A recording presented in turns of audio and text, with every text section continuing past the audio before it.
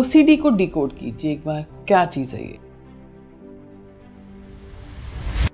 OCD के अंदर क्या होता है, जिस भी क्लाइंट को पर्सन को ओसीडी है उसे एक ऑब्सेशन हो जाता है। इसकी शुरुआत हो गई है किसी व्यक्ति को, उसे कैसे पता चलेगा? देखो, ओसीडी ना एक ऐसा सब्जेक्ट है या एक ऐसा डिसऑर्डर है जो आपकी पर्सनल लाइफ को, आपकी प्रोफेशनल लाइफ को पूरी तरह से। किसी व्यक्ति को ओसीडी होती है तो आपने उनके डिवोर्स होते हुए, जॉब छूटते हुए देखी है, ऐसा कोई? हाँ, ऐसे बहुत हैं। ऐसे आपको बताती हूँ, एक क्लाइंट है मेरे, उनको पिछले 30 साल से ओसीडी है। 30 साल से? 30 साल से। ये जो सिम्टम्स आते हैं तो ये एज ए इंसान को क्रिमिनल तक भी लेके जा सकते हैं। आपकी बातों से लेटेस्ट मैंने माधुरी दीक्षित की एक सीरीज देखी, मिसेस देश पांडे। अच्छा। उसमें ये था कि उनका बचपन का ट्रॉमा था, चाइल्ड अब्यूज हुआ, जिसकी वजह से उन्होंने 7 मर्डर्स कर दिए। हाँ, मैंने देखा उसका ट्रेलर। तो क्या ये इस लेवल तक भी जा सकती है? हाँ, बिल्कुल जा सकती है। हमारे पास के ट्रॉमास है ना, अगर वो हम हील नहीं करते हैं। ओसीडी के अंदर कोई पर्टिकुलर टेक्निक होती है हीलिंग करने के लिए? क्या ये ओसीडी किसी के रिलेशनशिप्स पे भी इम्पैक्ट डालती है? तो घर में एक भी पर्सन है उसको ओसीडी है तो जितने भी लोग उसके साथ कनेक्टेड है। अब एज ए माइंड प्रोग्रामर आप मुझे बताएं कि एक हस्बैंड वाइफ जब एक ट्रैक पे आते हैं तो उनके बिलीफ कैसे होने चाहिए? तो जब आप शादी में और ये बिलीफ आप अपने पुराने बिलीफ आप लेके चल रहे हो, तो यहाँ पे पहले अपने नए बिलीफ को बनाओ। वो बिलीफ, जैसे मेरी ऑडियंस बैठी है, अगर उसकी एक्सट्रीम लेवल पे उसको एंजाइटी हो रही है, उसकी माइंड प्रोग्रामिंग आपको करनी है या हमें करनी है, तो छोटी सी माइंड प्रोग्रामिंग। जिसको भी एंजाइटी है, सबसे पहले ये समझना है कि हमारे यहाँ पे एक ग्लैंड है जिसका नाम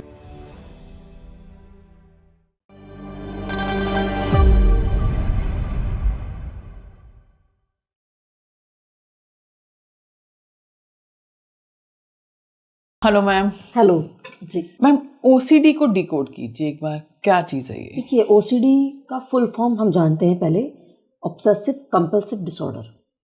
और ओसीडी के अंदर क्या होता है, जिस भी क्लाइंट को पर्सन को ओसीडी है उसे एक ऑब्सेशन हो जाता है। यानी ये 3 तरह की होती है।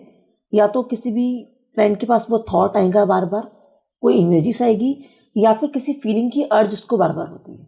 थॉट से मीन्स उसके पास हर वक्त नेगेटिव थॉट चलते रहेंगे। वो एक थॉट को शांत करता है, दूसरे थॉट्स तैयार रहते हैं उसके लिए।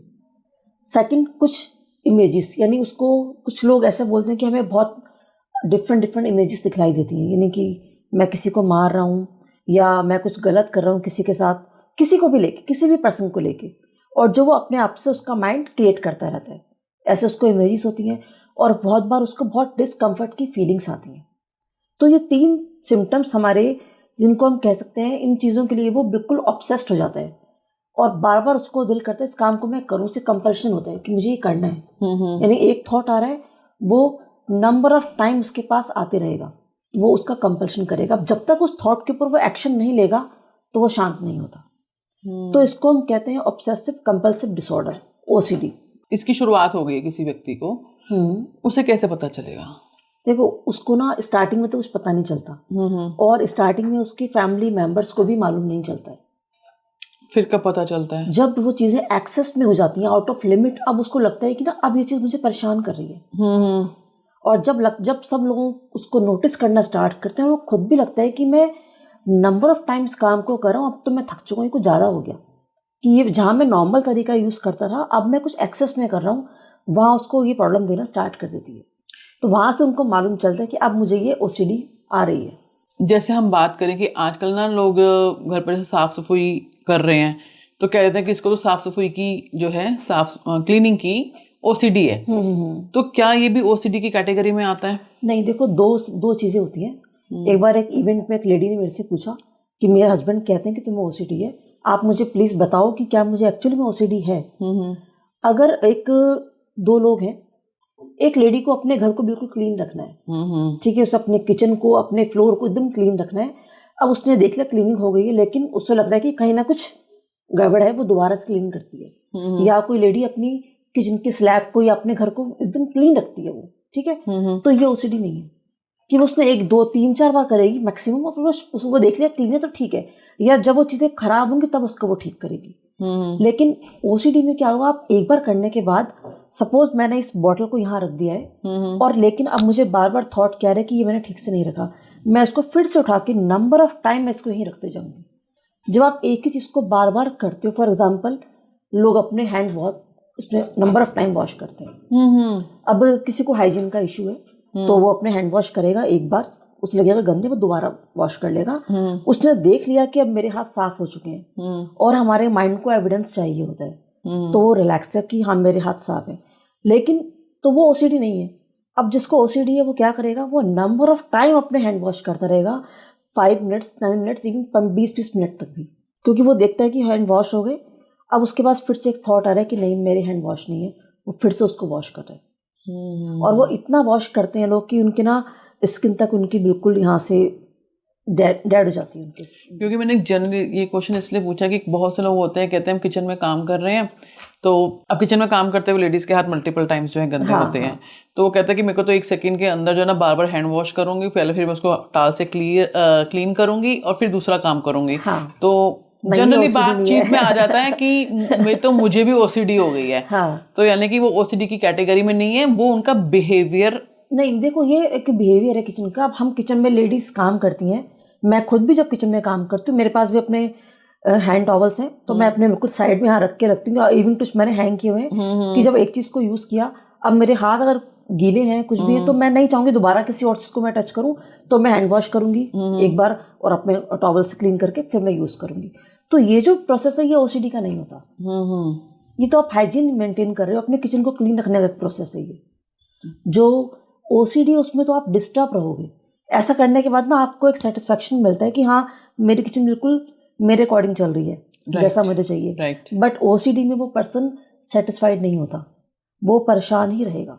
कुछ लोग हैं, कुछ बॉयज ऐसा बोलते हैं कि वो अपने जब वॉशरूम में नहाने जाते हैं, उनके कपड़े अगर कहीं भी टच हो जाते हैं तो वो परेशान हो जाते हैं, तो वो अपने कपड़ों को या पूरी वॉल को क्लीन करते रहते हैं बार बार, नंबर ऑफ टाइम्स, कि उनकी पूरी वॉल को, फ्लोर को पूरा क्लीन करेंगे, उसके बाद जाके वो अपना बाथ लेते हैं। और इस पूरे प्रोसेस में उनको 2-3 घंटे भी लग जाते हैं बहुत बार।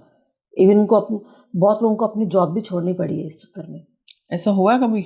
देखो ओसीडी ना एक ऐसा सब्जेक्ट है या एक ऐसा डिसऑर्डर है जो आपकी पर्सनल लाइफ को, आपकी प्रोफेशनल लाइफ को पूरी तरह से किल कर देता है। मैंने इसके अंदर डिवोर्स तक होते हुए देखे हैं, लोग अपनी जॉब तक छोड़ देते हैं क्योंकि उनके पास उनके थॉट या उनकी फीलिंग्स इतनी हाई जा चुकी हैं अब कि वो कुछ और कर ही नहीं पा रहे हैं।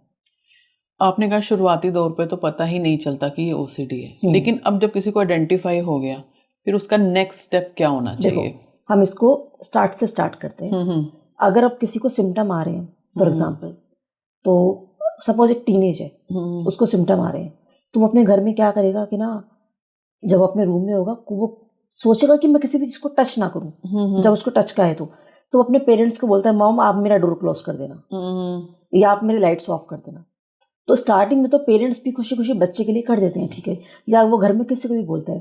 बट वो धीरे धीरे जब उसको दिखता है कि मेरा काम हो गया, वो शांत है यहाँ से, अब ये उसकी हैबिट में आ गया क्योंकि थॉट्स तो उसके और ज्यादा पीक पे जाते जा रहे हैं, कंट्रोल कभी नहीं होते। अब ये उसकी हैबिट में आ चुका, वो अपना तो अपने डोर को क्लोज करेगा ना, वो खुद से अपनी लाइट्स ऑफ करेगा, बहुत बार अपनी बेडशीट को भी टच नहीं करता। तो बहुत डिफरेंट सिम्टम है। तो ये उनके स्टार्टिंग के हो गए।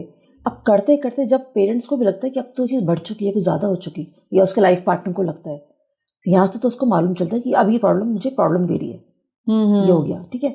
अब आगे फिर हम जाते हैं जब इसके अंदर अब ये परेशान शुरू हमें कर देती है, क्योंकि अब क्या हो रहा है, उस पर्सन के पास सारा टाइम एक थॉट चलते आ रहा है मन में, और जब वो थॉट चल रहा है उसको एंजाइटी भी बन रही है। अब आप उसे कितना ही कंट्रोल कर लो, वो कंट्रोल में नहीं आएगा। क्यों?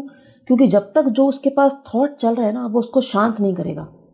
अब वो क्या करता है, जो अंदर थॉट चल रहा है उसको शांत करने के लिए, यानी एंजाइटी बन रही है उसको, अब उस एंजाइटी को शांत करने के लिए वो कुछ ना कुछ अपने आप को कहीं ना कहीं एंगेज करेगा, क्योंकि जो हमारा माइंड है ना, वो कुछ ना कुछ रूट निकाल लेता है किसी भी चीज़ को शांत करने के लिए, बिकॉज हमारा माइंड हमेशा पेन से भागता है। अब सपोज उसने अपना एक अपना रूट निकाल लिया कि मुझे हैंड वॉश करने हैं, या मुझे अपने बैग को चेक करना है, मुझे अपनी ना ड्रेसिंग टेबल का सामान को एडजस्ट करना है, तो वो घंटों घंटों उसी में लगी रहती है कोई फीमेल तो, या कोई मेल है वो अपनी अलमीरा को सेट करता रहता है, ये किसी ना किसी काम में वो अपने आप को एंगेज करते रहते हैं नंबर ऑफ टाइम्स, जहाँ से उन्हें मिल कुछ भी नहीं रहा, लेकिन जब उसको करा उन्होंने, उनके थॉट्स थोड़ी देर के लिए शांत हो गए, उनको लगता है कि सब कुछ ठीक हो गया, वो आराम से आके बैठ जाते हैं। लेकिन यहाँ पे खेल खत्म नहीं होता, एक बार वो शांत हो गए, 1-2 घंटे बाद फिर से वही प्रोसेस चालू हो जाता है उनका, और अब उनका पूरा दिन ये काम चलते रहता है। हर बार कुछ ना कुछ थॉट आएगा, कुछ फीलिंग्स आएंगी, कुछ अर्ज आएंगी, और वो उसी में एंगेज हो जाते हैं। यही कारण है कि वो 2-2 घंटे तक वॉशरूम में रहते हैं, एक ही काम को नंबर ऑफ टाइम्स करते रहते हैं। लॉक चेक कर रहे हैं तो लॉक ही चेक करते रहेंगे, किसी को कुछ सामान देना तो फिर से अपने हैंड वॉश करेंगे, कहीं से कुछ टच हो गया तो फिर अपने आप को वो क्लीन करेंगे पूरा। सिंपल सी लैंग्वेज में अगर हम बात करें तो एक ही चीज को रेपिटेटिव करते रहना इज ओसीडी। हाँ, और विद थॉट्स, क्योंकि वो परेशान है पर्सन खुद भी, विद थॉट्स, क्योंकि वो इतना कर रहा है कि वो लाइफ में कुछ और तो कर ही नहीं पा रहा। आपके पास कोई ऐसा केस रहा, जैसे आपने अभी हमसे कहा कि आपने इस लाइन में जब किसी व्यक्ति को ओसीडी होती है तो आपने उनके डिवोर्स होते हुए, जॉब छूटते हुए देखी है, ऐसा कोई हाँ, ऐसे केस? बहुत हैं। ऐसे आपको बताती हूँ, एक क्लाइंट है मेरे, उनको पिछले 30 साल से ओसीडी है। 30 साल से? 30 साल से, ठीक है। और 30 साल से उनको ओसीडी है। और स्टार्टिंग कहाँ से हुई, जब मैंने उनसे बात करी तो वो अपने यंग टाइम में चले गए, जब उनकी शादी भी नहीं हुई थी। उससे पहले वो कहीं ना कहीं से कुछ हुआ, कुछ एंजाइटी थी उनको उस टाइम पे, तो उनका पैर रास्ते में एक पॉलिथीन के ऊपर पड़ गया जिसमें कुछ था, वो ब्लैक कलर की पॉलिथीन थी। अब उसके बाद से उनको ऐसा ट्रिगर हो गया, उनको क्या ओसीडी कि अब वो रोड पे चल नहीं सकते, लेकिन चलना पड़ता है। बहुत कोशिश किया, अपने आप को सप्रेस किया, रोड पे बाहर निकलते हैं तो वो कैसे चलते हैं रोड पे कि उनका ध्यान सिर्फ और सिर्फ रोड के ऊपर रहता है कि कहीं कुछ पॉलिथीन तो नहीं है, कि मेरा पैर कहीं उस पे ना। जब वो रोड पे चल रहे हैं, कितना बचाएगा इंसान अपने आप को, अपने पैरों को बचाते बचाते हुए चल रहे हैं। और जहाँ वो 5 मिनट का कोई रास्ता है, वहां जाने में उनको 2 घंटे लगते हैं, क्योंकि वो बार बार चल रहे अपने पैरों को फिर चेक करते हैं एज अ बेबी स्टेप। बिल्कुल, उनको फिर चेक करते हैं। अब इस सब प्रोसेस में उनकी लाइफ पूरी तरह हैम्पर हो गई, पूरा लाइफ पूरी डिस्टर्ब हो गई। ना वो अपनी फैमिली के लिए कुछ कर सके, ना अपनी बच्ची के लिए कुछ कर सके। और अब बेटी बड़ी हो चुकी, बेटी की कितनी चीज़ें, स्कूल की चीज़ें लानी थी, वो कभी स्कूल के काम थे, कोई पेरेंट्स मीटिंग में जाना था, उन्होंने कभी कुछ नहीं किया आज तक। करते करते 30 साल निकल गई, लड़की बड़ी भी हो गई और अब बेटी की भी शादी की एज हो चुकी है, लेकिन वो आज भी वैसे के वैसे थे। अब 30 साल हो गए। अब क्योंकि जब उनका प्रोसेस ऐसा हो गया, अब यहाँ सिर्फ खेल, यहीं बात यहीं पे नहीं है, घर पे आ गए, कहीं बाहर गए, घर पे आने के बाद वो क्या करते हैं, अपने पैरों को पूरे 3 घंटे तक रिन साबुन से वॉश करते हैं। रिन साबुन नहीं तो सर्फ से उसको वॉश करेंगे, उसके बाद डिटॉल के पानी में वॉश करेंगे अपने पैरों को, और ये प्रोसेस पूरा 3 घंटे चलता है। और जब वो घर के अंदर है तो वो अपने बेड से अपना पैर नीचे नहीं रखते, क्योंकि अगर कहीं पैरों में कुछ लग गया तो उनको ये प्रॉब्लम है। तो मैम 30 साल लाइफ, पूरी जिंदगी एक इंसान की निकल गई इस चीज में, तो इसका ट्रीटमेंट क्या है? उसके बाद और अब तक तो उनको ये था कि शायद कोई ब्लैक मैजिक है, या मुझ पे किसी ने कुछ करवा दिया है, कोई आत्मा का साया तो नहीं है। लोग क्या से क्या क्या सोचते हैं। फिर कभी किसी ने बोला कि तुम किसी डॉक्टर के पास भी जाके देखो एक बार, तो पहुंचे किसी के पास, उनको मालूम चला कि मुझे ओसीडी है वहां से। फिर उन्होंने देखा कि हाँ एक्चुअली मुझे ओसीडी, जब उनको मालूम चला उसके बाद वो मेडिकेशन पे आ गए। लेकिन मेडिसिन इसमें एक लिमिट तक काम करती हैं, क्योंकि आपका रूट कॉज तो वहीं का वहीं है, और आपने सिर्फ मेडिसिन आप खाए जा रहे हो, तो वो कितना काम कर देगी। आपके थॉट प्रोसेस तो अपनी पीक पे हाई प्रोसेस में जाए जा रहे हैं, तो मेडिसिन एक टाइम के बाद काम करना बंद कर देती है। उसके बाद फिर उन्होंने मुझे कॉल किया, फिर वहाँ से हमने ट्रीटमेंट लेना स्टार्ट किया। उनका ट्रीटमेंट पूरा 6 मंथ चला, 6 मंथ उनका ट्रीटमेंट चला। उसके बाद आज वो अपने लाइफ में खुश हैं। वहाँ से उनको थेरेपी दी गई, उनके पास कुछ पास्ट की पेनफुल मेमोरीज थी। तो उनके थेरेपीज में आप क्या करते हैं? मैं वही बता रही हूँ। देखो, जब ओसीडी आती है ना, तो वो कभी भी ऐसे नहीं आती कि अचानक से आप सो के उठे और आपको आज आपकी बॉडी में ओसीडी के सिम्टम आ गए। जब भी किसी पर्सन को ओसीडी है, इसका मतलब साफ ये है कि वो किसी भी कारण से बहुत लंबे समय तक एंजाइटी में रहा है, और जब वो अपनी एंजाइटी को कंट्रोल नहीं कर पाया तो वहाँ से उसको डिप्रेशन आया है। डिप्रेशन के बाद ये ओसीडी और साइकोसोमेटिक डिसीज, आईवीएस वगैरह, ये सब चीज़ें हमारी लाइफ में एंटर कर जाती हैं। तो जब वो इतने टाइम तक ओसीडी में उसमें एंजाइटी में रहा, तब जाके ओसीडी आई उसको। अब यहाँ पे उसका हीलिंग प्रोसेस क्या है कि उसको पहले उसके पास कुछ पास्ट के ट्रॉमा पड़े हुए हैं, तो सबसे पहले उसके पास्ट के ट्रॉमा को हील किया जाता है, यानी कि पास्ट पेनफुल मेमोरीज जो है उसकी। कुछ ना, क्योंकि जब मैं लोगों से बात करती हूँ कि इसकी स्टार्टिंग कब से हुई, तो 10 साल पीछे पहुंच जाएंगे मैम। उस दिन की बात है, आज से 10 साल पहले उनके दिमाग में आज भी वो वहीं के वहीं बैठे हुए हैं। लाइफ आगे बढ़ चुकी है, वो वहीं के वहीं है, तो सीधे वहीं पहुंचते हैं वो। तो जो पास्ट के ट्रॉमा है उनके, पहले हमें उनको क्लियर करना पड़ता है कि वो उनके लिए पेनलेस हो जाए। उसके बाद उनके अपने लाइफ के रिग्रेट कि हमने तो 10 साल लाइफ के ऐसे खराब कर दिए, लाइफ के 30 साल ऐसे खराब हो गए। ये जो सिम्टम्स आते हैं तो ये एज ए इंसान को क्या कह सकते हैं कि अगर इनका ट्रीटमेंट ना किया जाए तो एज ए क्रिमिनल तक भी लेके जा सकते हैं। बिल्कुल, कुछ भी कर सकते क्योंकि हैं। आपकी बातों से लेटेस्ट मैंने माधुरी दीक्षित की एक सीरीज देखी, मिसेस देश पांडे। अच्छा। तो उसमें ये था कि उनका बचपन का ट्रॉमा था, चाइल्ड अब्यूज हुआ, जिसकी वजह से उन्होंने 7 मर्डर्स कर हाँ, दिए, मैंने देखा उसका ट्रेलर, है ना। 7 मर्डर्स हो गए उनके, तो एक ट्रॉमा की वजह से। तो क्या ये इस लेवल तक भी जा सकती है? हाँ बिल्कुल जा सकती है। हमारे पास के ट्रॉमाज है ना, अगर वो हम हील नहीं करते हैं तो वो किसी भी लिमिट तक चले जाते हैं। और ये हील होते कैसे हैं? एज पर आपकी कन्वर्सेशन से, एज अ काउंसलिंग सेशन से, या जैसे आपने कहा कि मेडिसिन भी इसमें कुछ खास काम नहीं हाँ करती जी, हैं, हाँ जी। तो काम क्या करता है? देखो, इसमें काउंसलिंग या कन्वर्सेशन एक लिमिट तक काम करती है, क्योंकि जब जब कोई भी इंसान हर्ट होता है, जो पास के ट्रॉमाज हैं, वो कितने सालों तक जिया हुआ है इस ट्रॉमा के अंदर, यानी वो हर पल इस ट्रॉमा के साथ जी रहा है। अपने सभी इमोशंस को उसने सप्रेस किया, और कभी कभी तो वो लोग हमारे आसपास ही होते हैं, हमारी फैमिली के ही होते हैं देखा जाए तो वो उन लोगों के साथ रह भी रहे अपने आप को सप्रेस करके। अब जब ये सब चीज़ें चलती जा रही है तो यहाँ पे ना माइंड प्रोग्रामिंग काम करती है, क्योंकि ये सारे इमोशंस जो उसके सप्रेस इमोशंस हैं, ये फीलिंग्स हैं, ये सब कहाँ गई हैं ट्रॉमा की?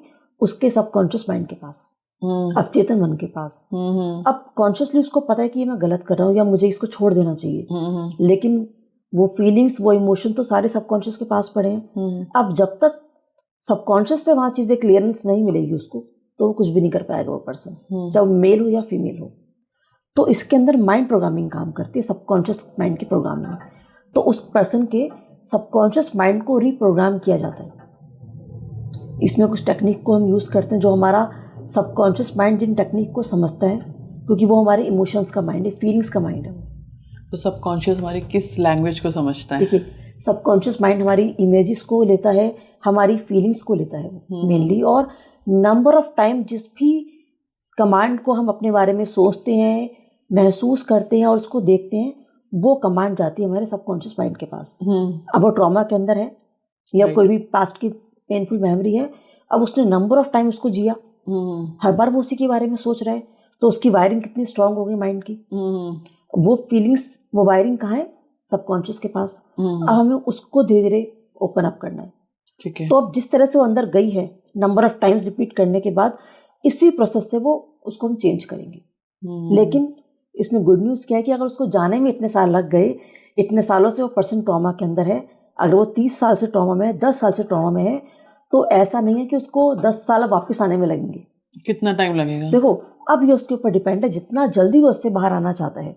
इसमें अब और कुछ लोगों का नेचर होता है कि वो किस तरह से चीज़ों को परसीव करते हैं। कुछ लोग बहुत कहते हैं ना स्मार्ट होते हैं या बड़े अच्छे लर्नर होते हैं, तो वो डिपेंड करता है। किसी को 2 या 3 सेशन में आराम आना शुरू हो जाता है, किसी को 3-4 महीने भी लग जाते हैं, ये डिपेंड करता है। मिनिमम कितना टाइम और मैक्सिमम कितना टाइम? देखो, मिनिमम आप 1 मंथ का टाइम लेके चलो, अगर बहुत पास के ट्रॉमा है 1 मंथ भी, 1 वीक भी लेके चल सकते हैं हम तो 1 वीक में भी चीज ठीक हाँ हो सकती है। बिल्कुल। लोगों को समटाइम लोगों को फर्स्ट सेशन से आराम आना शुरू हो जाता है, तो वो कहते हैं कि लग रहा है कि कुछ चेंज हो रहा है मेरे अंदर, मुझे लाइट महसूस हो रहा है। वैसे बोलता है क्लाइंट कि मुझे कुछ हल्का महसूस हो रहा है। और अभी तो प्रोग्रामिंग हुई भी नहीं होती, वो सुनने के बाद ही वो समझता है ना, जब उसे ये मालूम पड़ता है कि मेरे साथ हो क्या रहा है, उसके अंदर वहीं से शिफ्टिंग स्टार्ट हो जाती है। तो वहां से उसकी हीलिंग स्टार्ट होती है। तो वो कहता है कि मुझे बहुत लाइट महसूस हो रहा है। तो यहाँ से उसको, ये उसका पहला ब्रेक होता है, यहाँ से उसको आराम आना शुरू हो जाता है। आपने कहा हीलिंग जैसे स्टार्ट होगी, तो आप जैसे इसमें ओसीडी के अंदर कोई पर्टिकुलर टेक्निक होती है हीलिंग करने के लिए? देखो, माइंड प्रोग्रामिंग तो सब जगह सेम रहती है, क्योंकि मैंने कहा ना सबकॉन्शियस माइंड तो हमारी फीलिंग्स को अंडरस्टैंड करता है। तो नंबर ऑफ टाइम टेक्निक बहुत सारी होती हैं इसमें। कुछ मैं बहुत बार क्लाइंट्स को इसमें अफर्मेशन दिया करती हूँ उसको यूज़ करने के लिए। क्लाइंट की काउंसलिंग जितनी अच्छे से की जाए, जितना काउंसलिंग उसको अच्छे से मिलेगी, वो चीज़ें उसके सबकॉन्शियस में इजीली परसीव कर पाएगा कि हाँ मेरे साथ प्रॉब्लम ये है। फिर टेक्निक क्या रहती है इसके अंदर कि उसको कुछ इमेजेस के थ्रू, कुछ कमांड्स के थ्रू और फीलिंग्स के थ्रू उनको चेंज करवा के उसके माइंड को प्रोग्राम किया जाता है। क्या ये ओसीडी किसी के रिलेशनशिप्स पे भी इम्पैक्ट डालती है?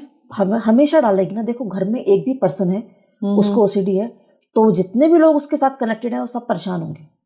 हस्बैंड वाइफ का रिलेशन वो तो बिल्कुल खत्म ही हो जाता है इसके अंदर, बिल्कुल खत्म हो जाता है वो। ऐसे मैंने एक नहीं बहुत केसेस देखे हैं जहाँ पे अगर किसी भी एक पर्सन को ओसीडी है तो उनका रिलेशन अब खत्म हो चुके, क्योंकि लाइफ को हम लाइफ में हमें चाहिए एक दूसरे से, वो कभी नहीं मिल रहा।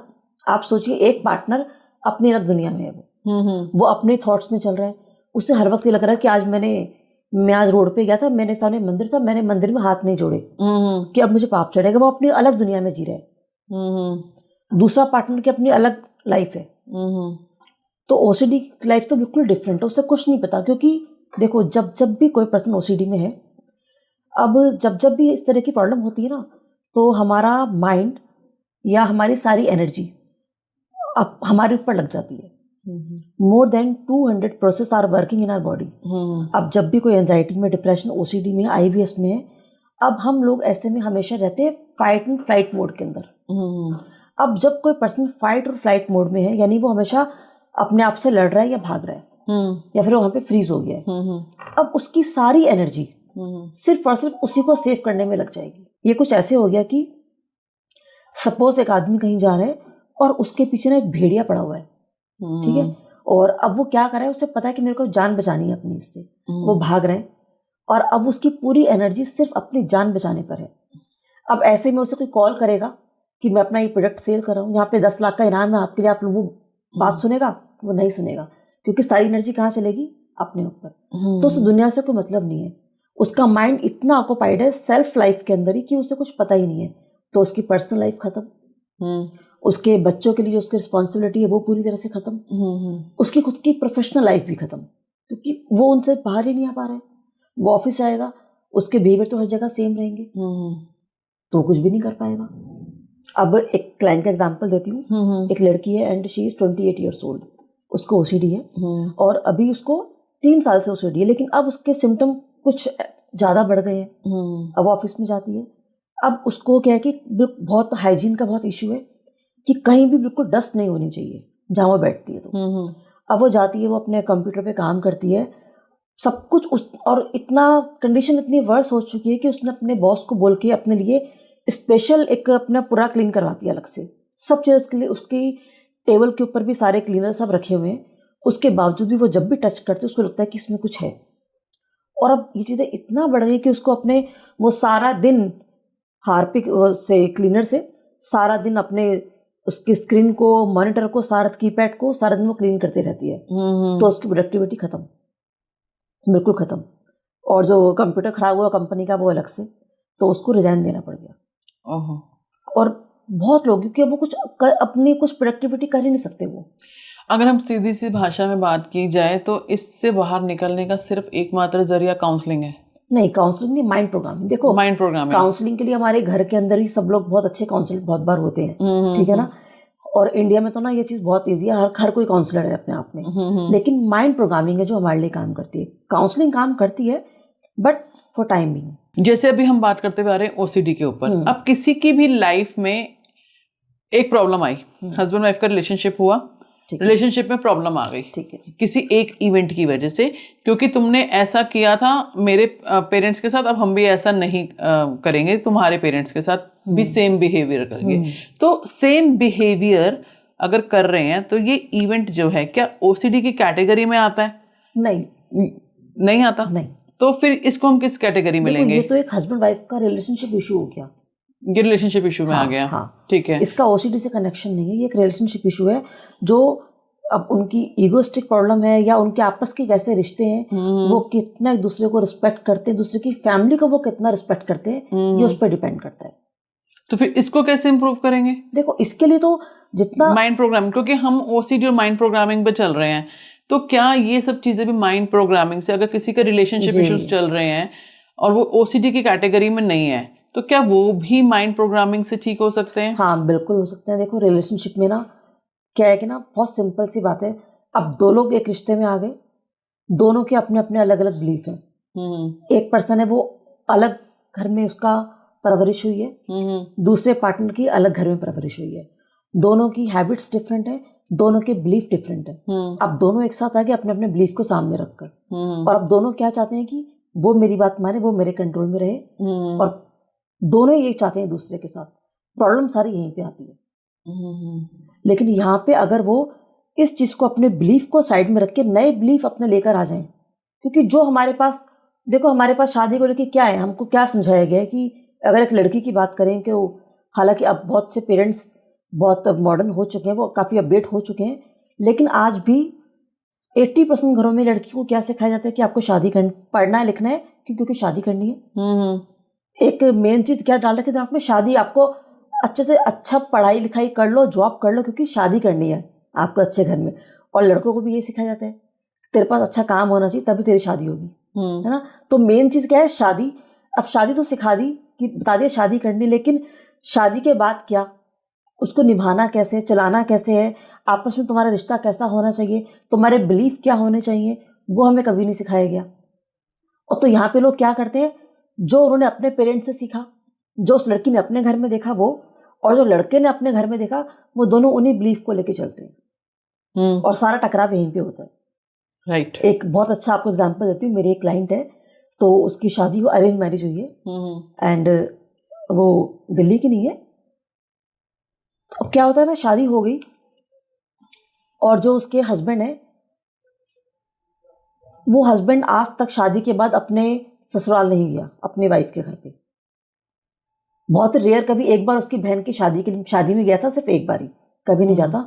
और वो लड़की ये कहती है कि मैम मुझे नहीं समझ में आता कि मेरे हस्बैंड को मेरे घर वालों से क्या प्रॉब्लम है, मैं इनके घर में हर जगह जाती हूँ, सब कुछ करती हूँ, लेकिन ये मेरे घर कभी नहीं जाते। और मेरे पेरेंट्स भी बहुत ना हर्ट होते हैं इस चीज़ से, क्योंकि मेरा कोई भाई भी नहीं है, वो ये कहती है। ठीक है ना। तो मैंने कहा अच्छा ठीक है, अब मुझे ये बताओ कि आपके जो इन लॉज हैं, आपके फादर इन लॉ है, उनका क्या वो क्या बोलते हैं।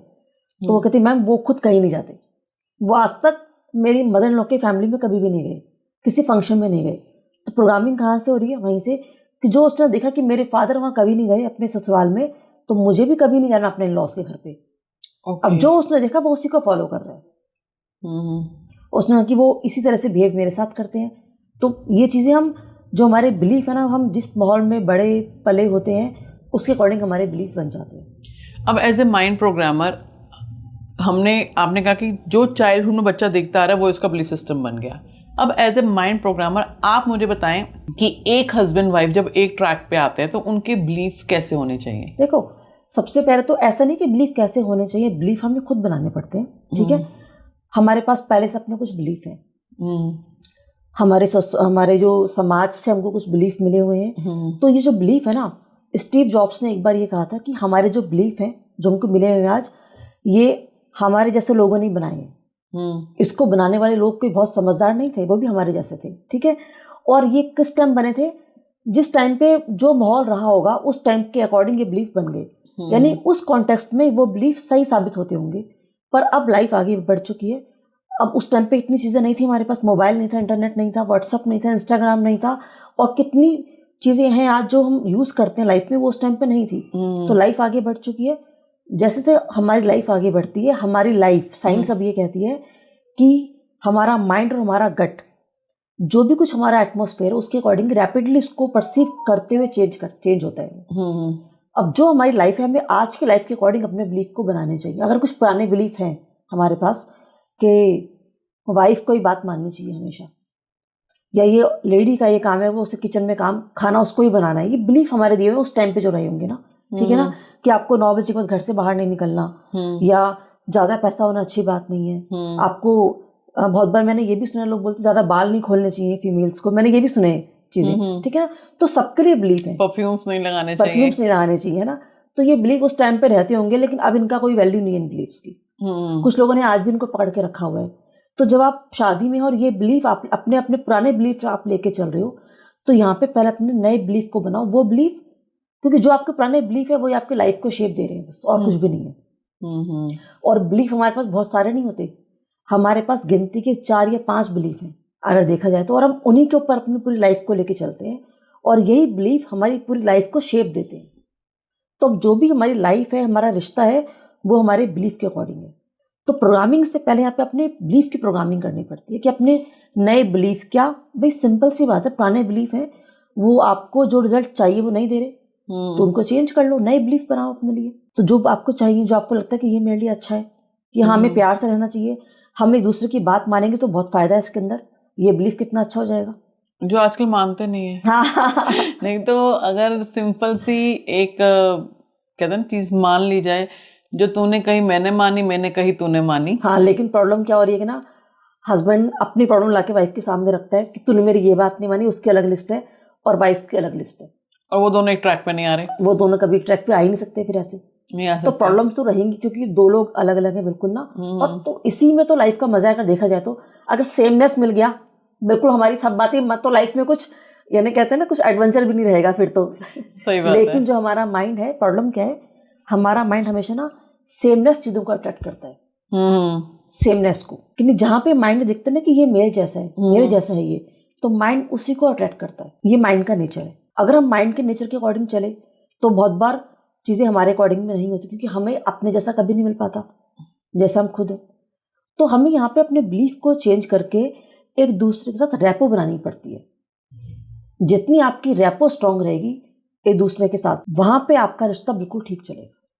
बहुत बार क्या होता है कि दो लोग हस्बैंड वाइफ हैं और दोनों एक चीज को लेके दोनों के विचार बिल्कुल डिफरेंट है, आप देखोगे उसके बावजूद भी उनके बीच में रैपो बहुत अच्छी है, स्टिल वो एक दूसरे की रिस्पेक्ट कर रहे हैं, उनकी बातों को मान रहे हैं, समझ रहे हैं, क्योंकि वहां उनके बिलीफ और उनके अंदर एक रैपो आ चुकी है। तो यहाँ पे एक रोल हमारा रैपो का भी होता है, यानी आपके विचार कुछ और है एक ही बात के ऊपर, मेरे कुछ और है, फिर भी हम दोनों एक दूसरे की बात से सहमत हैं, एग्री करें, आप हम ये भी रैपो कहते में हैं ना हैं। कि हाँ, मतलब कि एक दूसरे के लिए रिस्पेक्ट है, एक दूसरे के लिए कहते हैं ना कि लव है, अफेक्शन है, और साथ में देखो, रिस्पेक्ट भी है। हाँ वो सब चीजें बाद में, पहले रिस्पेक्ट आती है। पहले रिस्पेक्ट आती है। हाँ आप मुझे रिस्पेक्ट दोगे तो आप मुझसे लोगे, हाँ गिव एंड टेक का हाँ, रिलेशनशिप है, बिल्कुल बिल्कुल गिव एंड बिल्कुल, टेक। हाँ अगर जैसे आपने, हम बात कर रहे हैं बिलीफ पे, ओसीडी से चलते हुए हम यहाँ तक पहुंचे, आपने कहा कि ये प्रॉब्लम कहाँ से आई, क्योंकि बच्चे ने देखा कि उसके फादर कभी इन लॉज में नहीं गए थे, तो उसने उस हाँ रिचुअल की तरह उसको बना लिया, बना लिया। अब वो उसके अंदर रिचुअल आ गया, वो उसी चीज को कंटिन्यू फॉलो कर रहा है, तो ये ओसीडी की कैटेगरी में नहीं है, ये उसका बिलीफ है। ये उसका बिलीफ है, ये ओसीडी की कैटेगरी में है। तो ये एक, वो तो खुश ऐसा करके, हाँ मेरे को नहीं करना है ये चीजें, वो सेटिस्फाइड है अपने आप में। अब इसको कैटेगराइज करने के लिए कि जैसे अब जनरली बात अब करें तो आजकल हर छोटी सी चीज को कह देंगे इसको तो ओसीडी है, इसने सामान को ऐसे यहाँ पे रख दिया, इसको तो ओसीडी है, इसने ये बात इसकी उसको फॉलो कर रहा है तो इसको तो ओसीडी है। अब उस चीज को हमें कैटेगराइज करने के लिए स्पेसिफिक एक काउंसलर के पास, एक माइंड प्रोग्रामर के पास जाएंगे, तभी हम उसको क्लैरिफाई कर पाएंगे कि ये ओसीडी है, आपका बिलीफ है, एक्चुअल क्या प्रॉब्लम है, वो काउंसलर ही डिटेक्ट कर पाता है। बहुत, हाँ कर पाता है, ये बहुत सिंपल सी बात है। जिसको ओसीडी होती है वो पूरा टाइम उसी अपने थॉट प्रोसेस में, अपनी फीलिंग के साथ ही उलझा रहता है वो पर्सन। जैसे हम कई बार कहते हैं ना, किसी ने अगर भांग पी ली तो भांग पीने के बाद वो एक ही काम को रेपिटेटिवली करता रहता है, करता रहता है। वो तो चलो एक उसको भांग का नशा है, वो तो भांग का ठीक नशा है ना। ओसीडी वाले का बस अपने थॉट, अपनी फीलिंग्स चलती रहेंगी, वो एक थॉट चलती रहती है हाँ बिल्कुल, रेपिटेटिवली। हर वक्त वो उसको पैनिक, अगर और जब हेल्यूशंस आप भी उसको, होते हैं इसमें। बिल्कुल होते हैं।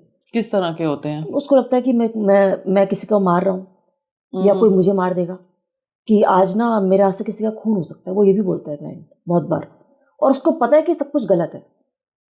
अच्छा। हाँ, तो ये सब चीज़ें उसके पास चलती रहती है। कुछ भी चीज़ ट्रिगर, कहीं से कुछ बात याद आ गई, बस एकदम से वो हाइपर हो जाता है बहुत बार। और सबसे बड़ी प्रॉब्लम कब होती है कि जब अब उसे वॉशरूम जाना है या उसका जो भी पैटर्न है, जब उसे कोई मना करता है, क्योंकि एक टाइम में ना एक कंडीशन ये भी आती है एक बार एक बीच में, कि जब आप एक ही पैटर्न को नंबर ऑफ टाइम कर रहे हो, आपका पार्टनर है, आपके पेरेंट्स हैं घर के अंदर जो भी हैं, वो भी परेशान हो रहे हैं, क्योंकि आप वो देख रहे हैं कि आपकी लाइफ पूरी खराब हो रही है इससे, तो वो आपको रोकते हैं, टोकते हैं। अब जब आपको रोकते टोकते तो वो पर्सन पैनिक में आ जाता है, वो बात नहीं, हाँ बिल्कुल, वो बात नहीं सुनता किसी की भी, वो फाइट करने तक पे आ जाता है कि क्योंकि उसका कंट्रोल है ही नहीं अपने ऊपर बेचारे का, वो क्या करे। तो फिर कैसे डील करें? अगर आप साथ में देख रहे हैं कोई प्रॉब्लम है, पेरेंट्स या फैमिली मेंबर से रोक रहे हैं, और फिर क्या होता है एक टाइम, देखो हाँ उस पर भी हम बात करेंगे।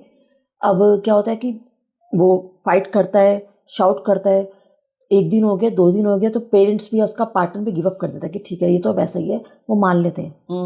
अब वो कुछ भी कर रहे हैं वो छोड़ देते हैं कि ठीक है अब तुम करो। हाँ, क्योंकि हर चीज की एक लिमिट है, कितनी बार आप करोगे, कितनी बार। ठीक है ना, एक टाइम के बाद आपको छोड़ना ही पड़ता है। अब वो छोड़ दे रहा है, वो भी अपनी लाइफ में लगा।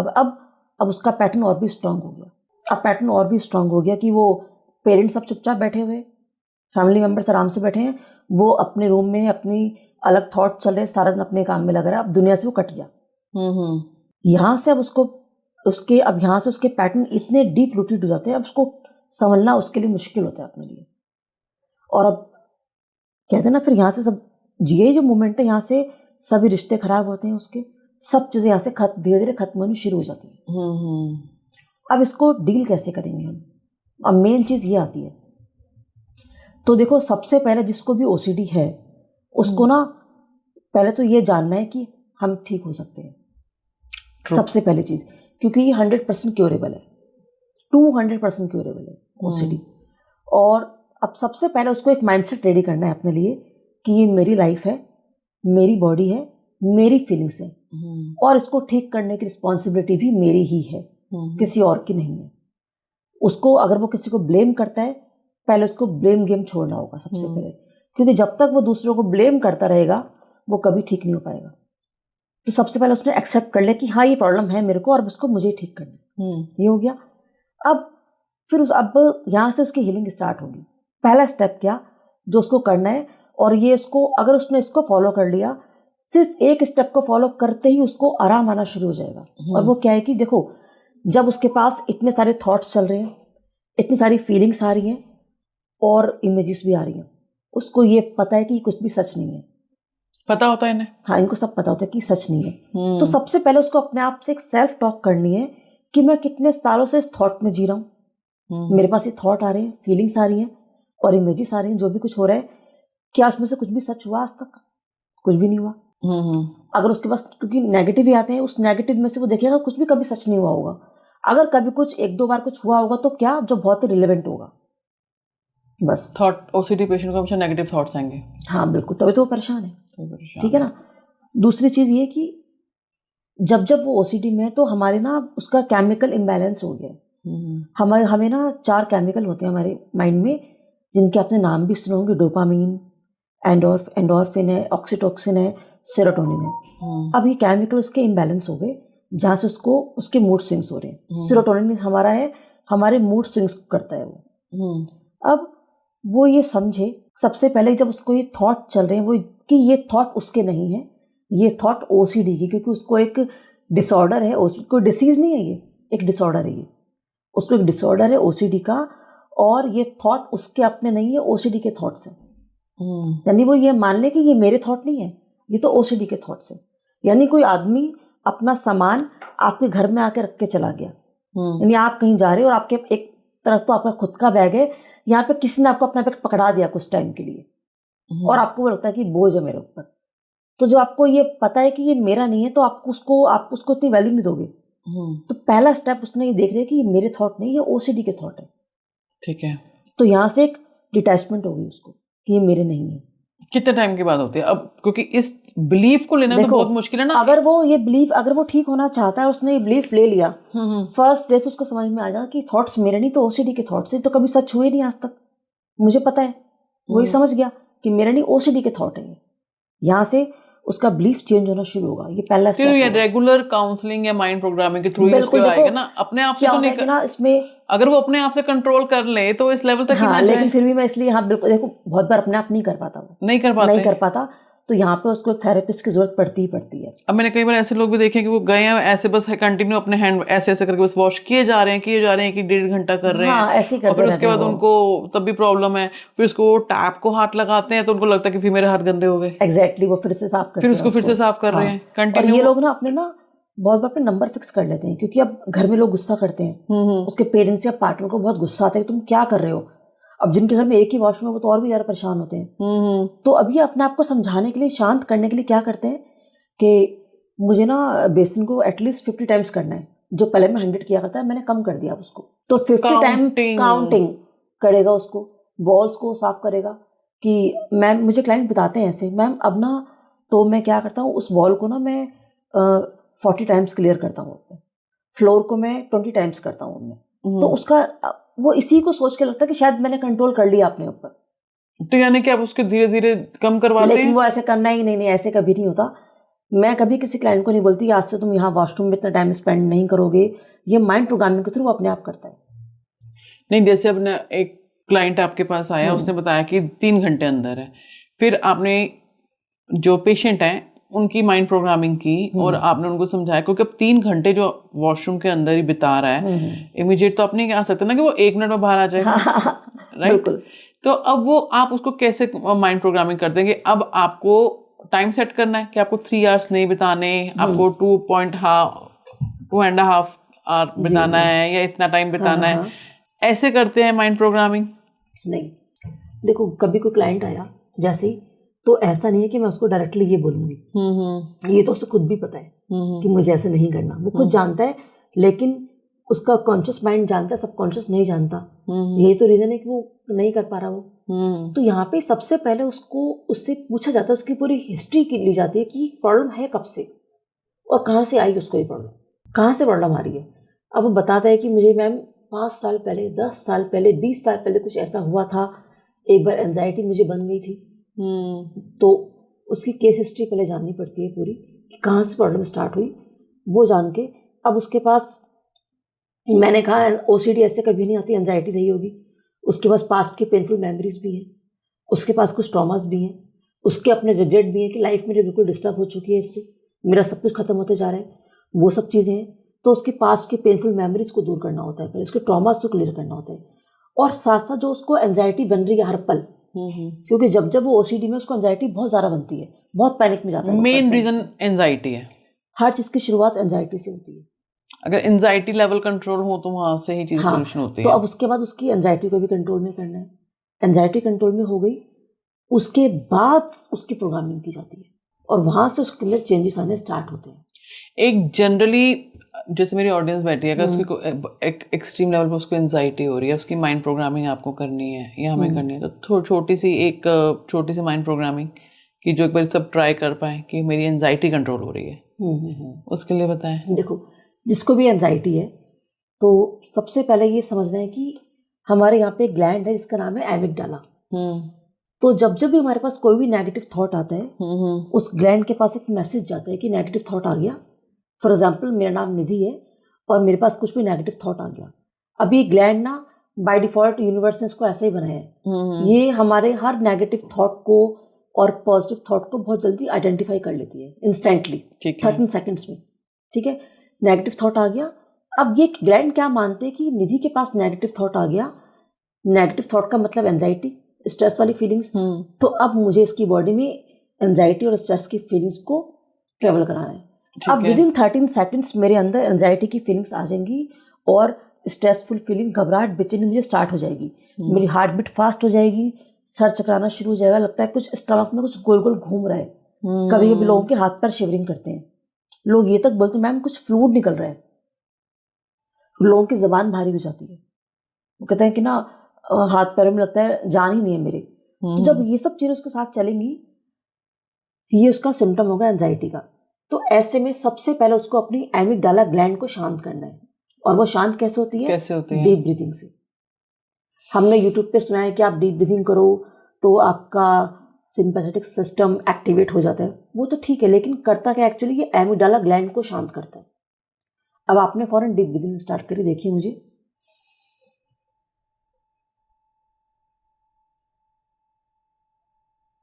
इस तरह से।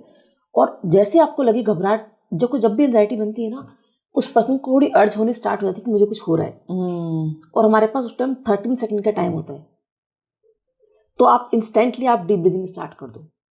अगर आपने 13 सेकंड निकाल दिए तो कोई बात नहीं, घबराने की बात नहीं है, तब भी ठीक है। तो अब आपने फौरन डीप ब्रीदिंग स्टार्ट कर दी। जैसे आपने डीप ब्रीदिंग करी, एमिगडाला ग्लैंड को एक मैसेज गया कि जो ये निधि है इसको लंबी गहरी सांसें आ रही हैं, इसका मतलब ये ठीक है। हमारी ग्लैंड ये मानती है कि अगर किसी पर्सन को लंबी गहरी सांसें आ रही हैं, सो ही और she is a healthy person, तो वो एंजाइटी की इंटेंसिटी को, फ्रिक्वेंसी को लो करना स्टार्ट कर देती है। अब मैं रोज डीप ब्रीथिंग कर रही हूँ तो मेरी एंजाइटी की फ्रिक्वेंसी लो हो गई, उसकी इंटेंसिटी लो हो गई। कितनी देर तक करनी चाहिए 20 मिनट्स एटलीस्ट करेंगे डीप ब्रीदिंग? हाँ। और अगर बहुत लोग बोलते हैं मैम 20 मिनट्स नहीं कर पाते क्योंकि उन्हें इतने वीकनेस आ चुकी होती है, तो मैं कहती हूँ आप उसको 2 टाइम्स में डिवाइड कर लो, 10 मिनट्स। लेकिन आप इसको करो, सबसे पहला स्टेप। सेकंड, जब आपको लगता है कुछ भी घबराहट बेचैनी हो रही है, आपको पानी पीना है। पानी कितना कि आपका स्टमक फुल हो जाए, इतना मत पीना कि वॉमिट आ जाए, क्योंकि आप जब एंजाइटी बन रही है, बॉडी की अलग केमिस्ट्री अलग बायोलॉजी है, तो आपने कहीं आग जल रही है और आपने उसके ऊपर डाल दिया ठंडा ठंडा पानी, तो आपकी बॉडी की स्टेट फौरन चेंज हो जाती है। ठीक है, ये 2 चीज़ें आपने करी। थर्ड, मैं हमेशा लोगों को बोलती हूँ कुछ ना कुछ फिजिकल एक्टिविटी में आप आ जाओ, क्योंकि जितनी भी एंजाइटी की फीलिंग्स आपकी मसल्स में है, तभी तो आप परेशान हो। जो भी कुछ हमारी बॉडी में चलता है इंटरनली, वो हैप्पीनेस की फीलिंग है तो भी, और सैडनेस की फीलिंग है तो भी, उसका इम्पैक्ट हमारी फिजिकल बॉडी पे आता ही आता है। यानी अगर हमारी साइकोलॉजी खराब होगी तो वो हमारी बायोलॉजी को डिस्टर्ब करेगी, और हमारी फिजियोलॉजी में वो पैटर्न आएंगे हमेशा। तो अब मैं कहती हूँ थोड़ी सी फिजिकल एक्सरसाइज करो, स्ट्रेचिंग, नॉट योगा इसके अंदर, तो ताकि आपकी मसल से वो फीलिंग डिजॉल्व हो जाए एंजाइटी की। ये 3 चीज़ें करने के बाद चौथी चीज़ जो मैं बताती हूँ, एक्सरसाइज एक मैं बता सकती हूँ यहाँ पे लोगों के लिए, कि सपोज कोई कहता है मुझे एंजाइटी बन रही है यहाँ पर, आप नोटिस करना जब यहाँ एंजाइटी बन रही है तो आपकी बॉडी का कोई भी एक पार्ट तो है जो रिलैक्स है।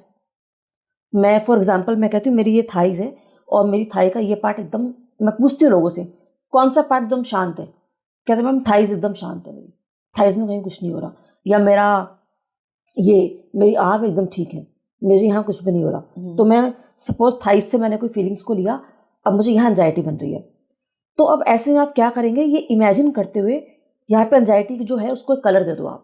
एंजाइटी की फीलिंग्स ऑब्वियसली ये कोई नेगेटिव कलर होगा, colour which you don't like.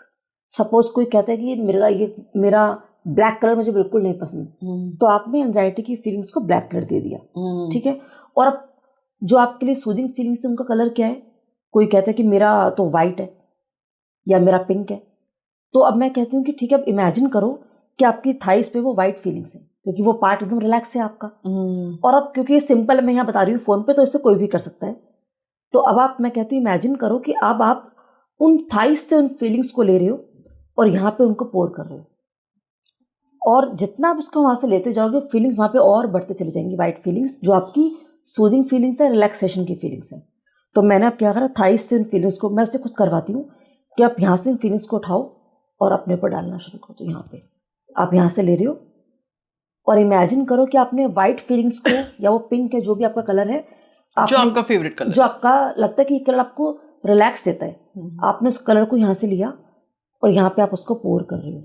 और जैसे आप इसको पोर करते जा रहे हो, जो वो ब्लैक कलर की एंजाइटी की फीलिंग्स हैं वो यहाँ से धुलते जा रही हैं या घुलते जा रही हैं, या वो धुएं की फॉर्म में उठते जा रही हैं, और ये वाइट कलर की फीलिंग्स यहाँ पे अपनी जगह बनाते जा रही हैं। और ऐसा महसूस करते जाओ कि ये वाइट फीलिंग्स यहाँ पे अपनी जगह बना रही हैं, और यहाँ पे आपका, अगर आपकी हार्ट बीट फास्ट है, एकदम शांत होते जा रही है। इस तरह से आपको बोलना है, महसूस करना है। आप देखोगे विदिन 5 मिनट्स आपकी एंजाइटी कंट्रोल में आ जाएगी आपके। ये मैं हमेशा लोगों को बोलती हूँ कि आप इसको घर पे अपनी प्रैक्टिस करो बैठकर। बाकी चीज़ों के लिए आप माइंड प्रोग्रामिंग कर सकते हैं, क्योंकि एंजाइटी कंट्रोल नहीं हुई तो वो आपको डिप्रेशन में लेके जाएगी, साइकोसोमैटिक डिसीज में लेके जाएगी, ओसीडी में, आईबीएस में, कैंसर में, आपने नाम सुना लिवर सोराइसिस, किडनी खराब हो गई। ये चीज़ें ऐसे कैसे खराब हो सकती हैं? ये हमारे ऑर्गन हमें कुदरत ने बना इनके साथ भेजा है। जब हमारा स्ट्रेस लेवल बहुत ज़्यादा हाई चले जाता है और लंबे समय तक, सदियों तक, सालों तक हम इसमें रहते हैं ना, उसके बाद ये चीज़ें खराब होती हैं, क्योंकि हमारे सभी इमोशंस का इम्पैक्ट उनके ऊपर जाता जाता है। उसके बाद ये ऐसे कभी खराब नहीं होती है। और जब जब एंजाइटी बनती है, हमें हमारी पूरी बॉडी उस time fight and flight mode में रहती है। अब बॉडी के किसी भी पार्ट में बन जाएगी, वो कहीं भी चली जाएगी, जाके अपना अटैक करेगी। अब ये बात दुनिया का कोई डॉक्टर नहीं जानता कि एंजाइटी की फीलिंग्स बॉडी में जाकर कहाँ पे अपना अटैक डालेंगे आपके ऊपर, ये कोई नहीं जानता। वो जो भी पार्ट आपकी बॉडी का वीक है, अगर जाके सबसे पहला अटैक वहां जाता है, सबसे पहला। तो अगर आपने एंजाइटी को कंट्रोल कर लिया तो आप ओसीडी को कंट्रोल कर सकते हो। तो अब उसकी प्रोग्रामिंग में क्या किया जाता है, पास के ट्रॉमास के साथ साथ उसकी एंजाइटी को कंट्रोल किया जाता है। और उसको, जब उसने एंजाइटी कंट्रोल कर ली, अब उसका माइंड किसी सोचने समझने की शक्ति उसके पास आती है। क्योंकि जब जब एंजाइटी चल रही है, वो लाइफ को नहीं चला रहा, एंजाइटी उसकी लाइफ को चला रही है। आपकी लाइफ को पूरा एंजाइटी अपने कंट्रोल में कर लेती है। रिमोट कंट्रोल आता है एंजाइटी के हाथ में उस वक्त। आपकी जो स्किल्स है आप उसको यूज़ नहीं कर सकते। मेरे ऐसे कितने क्लाइंट्स हैं जो इतने इंटेलिजेंट हैं कि वो जहाँ से कुछ लर्निंग भी करते हैं तो वहाँ के ऑनर खुद उनके बॉस उन्हें ऑफर करते हैं जॉब के लिए। एक क्लाइंट मेरा इतना इंटेलिजेंट है लेकिन एंजाइटी के कारण वो कुछ नहीं कर पा रहा। एंजाइटी कंट्रोल नहीं करी तो ओसीडी में कन्वर्ट हो गई। तो जब एंजाइटी आपके पास है, आपके पास कोई भी स्किल आपको आती है, आप उसको यूज नहीं कर सकते, वो वेस्ट है। वो वेस्ट हो गई। आप यानी आपके पास ना घर के बाहर गाड़ी खड़ी है 20 लाख की और आपके पास हाथ में चाबी भी है उसकी, लेकिन आप उस स्टेट में नहीं आ पा रहे हो कि आप ड्राइविंग कर सको, आप लॉन्ग ड्राइव पे जा सको, क्योंकि एंजाइटी कुछ करने के लायक ही नहीं छोड़ेगी आपको। तो मेडिटेशन भी इसका रिलैक्सेशन है। मेडिटेशन भी काम करता है, लेकिन मैंने ऐसे लोग भी देखे हैं जो एंजाइटी में मेडिटेशन कर रहे हैं पर तब भी उनको आराम नहीं आ रहा, क्योंकि जो हमें चाहिए उस टाइम पे ना हमें वही चाहिए, राइट डायरेक्शन नहीं है। Right direction. आप अपने आप हम कहीं भी कुछ भी करते रहते हैं, कुछ कुछ चीज़ें आराम देती हैं, कुछ कुछ चीज़ें आराम नहीं भी देती है बहुत बार। अब कभी कभी मेडिटेशन वो नहीं कर पाते, वो लोग बैठते मेडिटेशन में, उनका और थॉट्स और बहुत ज़्यादा थॉट्स चले गए उनके पास, और थॉट्स आए जा रहे हैं। अब उन्हें ये पता ही नहीं उन्हें हैंडल कैसे करना है उन थॉट्स को मेडिटेशन में बैठकर। और मैं ये कहती हूँ जब आप बैठते हो मेडिटेशन के अंदर तो आपके पास बहुत सारे थॉट्स आते हैं, उनको आने दो और जाने दो। अब कभी लगे कि बहुत ज़्यादा हो गया, आंखें खोलो, एक घुट पानी पियो, दोबारा आंखें बंद करके बैठ जाओ। ओके, थॉट्स को रोकना नहीं, कंट्रोल नहीं करना। देखो थॉट्स आप कंट्रोल कर सकते हो, मुश्किल है। इस पूरे प्लैनेट पर कोई भी ऐसा पर्सन नहीं है जिसके पास थॉट्स ना आते हो और नेगेटिव थॉट्स ना आते हो। मैं आप इससे पूछती हूँ कितनी बार नेगेटिव थॉट्स आते हैं? बहुत बार आते हैं। सबको आते हैं। और उसमें सच कितने हुए? कोई भी नहीं। कोई बहुत रिलेवेंट होगा तो सच हुआ होगा। और पॉजिटिव कितने आते हैं? क्या वो सारे सच हुए? मैंने देखा कि अगर आप थॉट प्रोसेस की बात करो तो पॉजिटिव थॉट्स तो बहुत रेयर आते हैं, नेगेटिव ही आते हैं। अब कोई भी ना पर्सन कुछ नया, माइंड का नेचर ही ऐसा है हमारे। कोई किसी ने नया वेंचर शुरू करना है, मैं कहती हूँ किसी ने अपनी जॉब चेंज करनी है या किसी ने अपना नया बिजनेस खोलना है। हाँ, सबसे पहले अगर मेरा बिजनेस सेटल ना हुआ तो, हाँ। मैंने जॉब रिजाइन कर दी, मैं नई जगह पे एडजस्ट ना हुआ तो है ना, तो वो तो पे आके तो इज अ क्वेश्चन मार्क। हाँ, तो वो नेगेटिव थॉट आ गया, क्योंकि हमारे माइंड का नेचर ही ये है, उसको हमेशा यूनिक चीजें पसंद है। अब पॉजिटिवली अगर हम चले, मैं एक जॉब स्विच कर रहा हूँ, नई जॉब है, नई अपॉर्चुनिटीज हैं, मेरा वेट कर रही हैं, मुझे उसे ग्रैप्स करना है। तो वो पॉजिटिव वे में जाएगा, लेकिन फिर भी घूम फिर के फिर नेगेटिव आ जाता है उसका। मैं उस एटमॉस्फेयर में ना ढल पाया तो क्या होगा, मेरा कोऑर्डिनेशन ना हो पाया, मेरे बॉस मेरे से सेटल नहीं हो पाए तो क्या होगा। क्योंकि ना जो पॉजिटिव है वो तो हम सोचते हैं ये तो होना ही है, तो सिंपल है। हम नेगेटिव के लिए हम रेडी नहीं होते कि ऐसा अगर हो गया तो क्या होगा। और हमारे माइंड का नेचर है वो हमेशा नेगेटिव चीजों की तरफ भागता है, उसे यूनिक चीजें पसंद है। और माइंड के लिए यूनिक से मतलब कुछ यूनिक चीज नहीं, जब भी कुछ अलग हो रहा है तो वो यूनिक है, जो नहीं होना चाहिए वो यूनिक है माइंड के लिए। तो माइंड हमेशा वहीं भागता है। और हमारे माइंड को ना ये नहीं पता क्या सच है क्या झूठ है, वो तो जानता ही नहीं है। लेकिन माइंड का एक नेचर और भी, आप किसी भी काम को करते हो ना वो कहता है ये मुझे और करना है। जब आपके पास एंजाइटी आती है तो एंजाइटी के थॉट माइंड से हमारी बॉडी गट में चले गए, हमारी बॉडी में चले गए और फीलिंग्स आ गई हमारे पास। अब हमारी माइंड कहता है, बॉडी हमारी कहती है मुझे और ऐसी फीलिंग्स चाहिए, तो माइंड और ऐसी फीलिंग्स क्रिएट करता है। मेडिसिन नहीं रोक पाती इसे? देखो मेडिसिन रोकती हैं एक लिमिट तक, एलोपैथिक होम्योपैथिक जैसे कहते हैं, कुछ भी हो एक हर चीज की एक लिमिट है। मेडिसिन आप कितनी ही उसकी डोज इंक्रीज कर लोगे। मेरे पास वो लोग आते हैं जो पॉकेट में मेडिसिन लेके आते हैं, मैम ये मेडिसिन मैं अपने साथ लेके चलता हूँ, या फिर वो आते हैं मैम 10 साल हो गए और मेडिसिन अब मेरे ऊपर काम नहीं करती है। एक हेल्दी लाइफस्टाइल चाहिए एंजाइटी कंट्रोल करने के लिए, हेल्दी लाइफस्टाइल। मेडिसिन आपकी बॉडी के सिस्टम को शट डाउन कर दिया उसने, क्योंकि अब आपने बाहर से मेडिसिन क्या कर रही है, वो केमिकल तो दे रही है आपको, लेकिन बॉडी का सिस्टम शट डाउन होगी क्योंकि कोई बाहर से कोई आके सारे काम करवा के जा रहे हैं आपके, तो हम अपना आप कुछ काम क्यों करेंगे?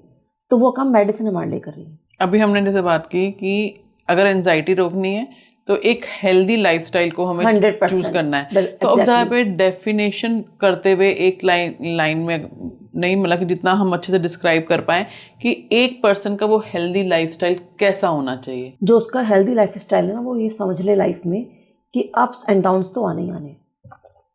आपने कितने ऐसे लोगों को देखा होगा जो बड़ी से बड़ी प्रॉब्लम्स को ऐसे सॉल्व कर लेते हैं, निकल जाते हैं, तो उनके पास क्या उनकी लाइफ में प्रॉब्लम नहीं आती? उनकी लाइफ में और ज़्यादा प्रॉब्लम्स आती हैं, लेकिन उनका माइंडसेट इतना बड़ा होता है कि उनको लगता है कि हम बड़े, प्रॉब्लम छोटी है। तो या तो आपका माइंडसेट इतना स्ट्रांग कर लो आप कि प्रॉब्लम आई यहाँ पे और यहीं से रफा दफा आपने कर दी। अगर आप ये नहीं कर सकते तो वो बॉडी में उसको एंटर कर लिया उसने, अब वो प्रॉब्लम करेगी। तो पहले तो अपने माइंडसेट को स्ट्रांग करना है आपको, ठीक है। प्रॉब्लम आ गई, ग्रोथ माइंडसेट को यूज़ करो। ये हम ये सोचते हैं कि अब ये प्रॉब्लम ना आ जाए, ये प्रॉब्लम ना आ जाए। आप ये सोचो ना कि प्रॉब्लम तो आनी, लाइफ है, कंट्रोल तुम कर नहीं सकते, चलेंगे। मुझे अपने आप को इतना बोल्ड बनाना है कि मैं उसे हैंडल कर सकूं। प्रॉब्लम आ गई, अब आगे क्या, व्हाट नेक्स्ट। और ठीक है, प्रॉब्लम हो चुकी है, उसको आप एक्सेप्ट कर लो पहले तो, कि और अब मानो कि मुझे पता हो। अपने आप को ये कमांड देना स्टार्ट कर दो, एज इफ आई नो, चाहे कुछ भी नहीं पता, सिर्फ बोलना है, मानो कि मुझे पता हो कि मुझे इसको सॉल्व कैसे करना है अब। और इसको नंबर ऑफ टाइम आप रिपीट करोगे, आपका माइंड आपको अपने आप रेसिपीज देना स्टार्ट कर देगा। तो जब हम बात करते हैं हेल्दी लाइफ स्टाइल की ना, कि हम कैसे कंट्रोल कर सकें एंजाइटी को, अगर मैं बिल्कुल ऑनेस्टली बताऊं आपको, तो आप कितने भी हेल्दी बन जाओ, एंजाइटी आती है बहुत लोगों को। ऑलमोस्ट 90% लोगों को एंजाइटी बन जाती है। ऐसे में बहुत सिंपल है, आपको थोड़ा सा मी टाइम निकालना है अपने लिए।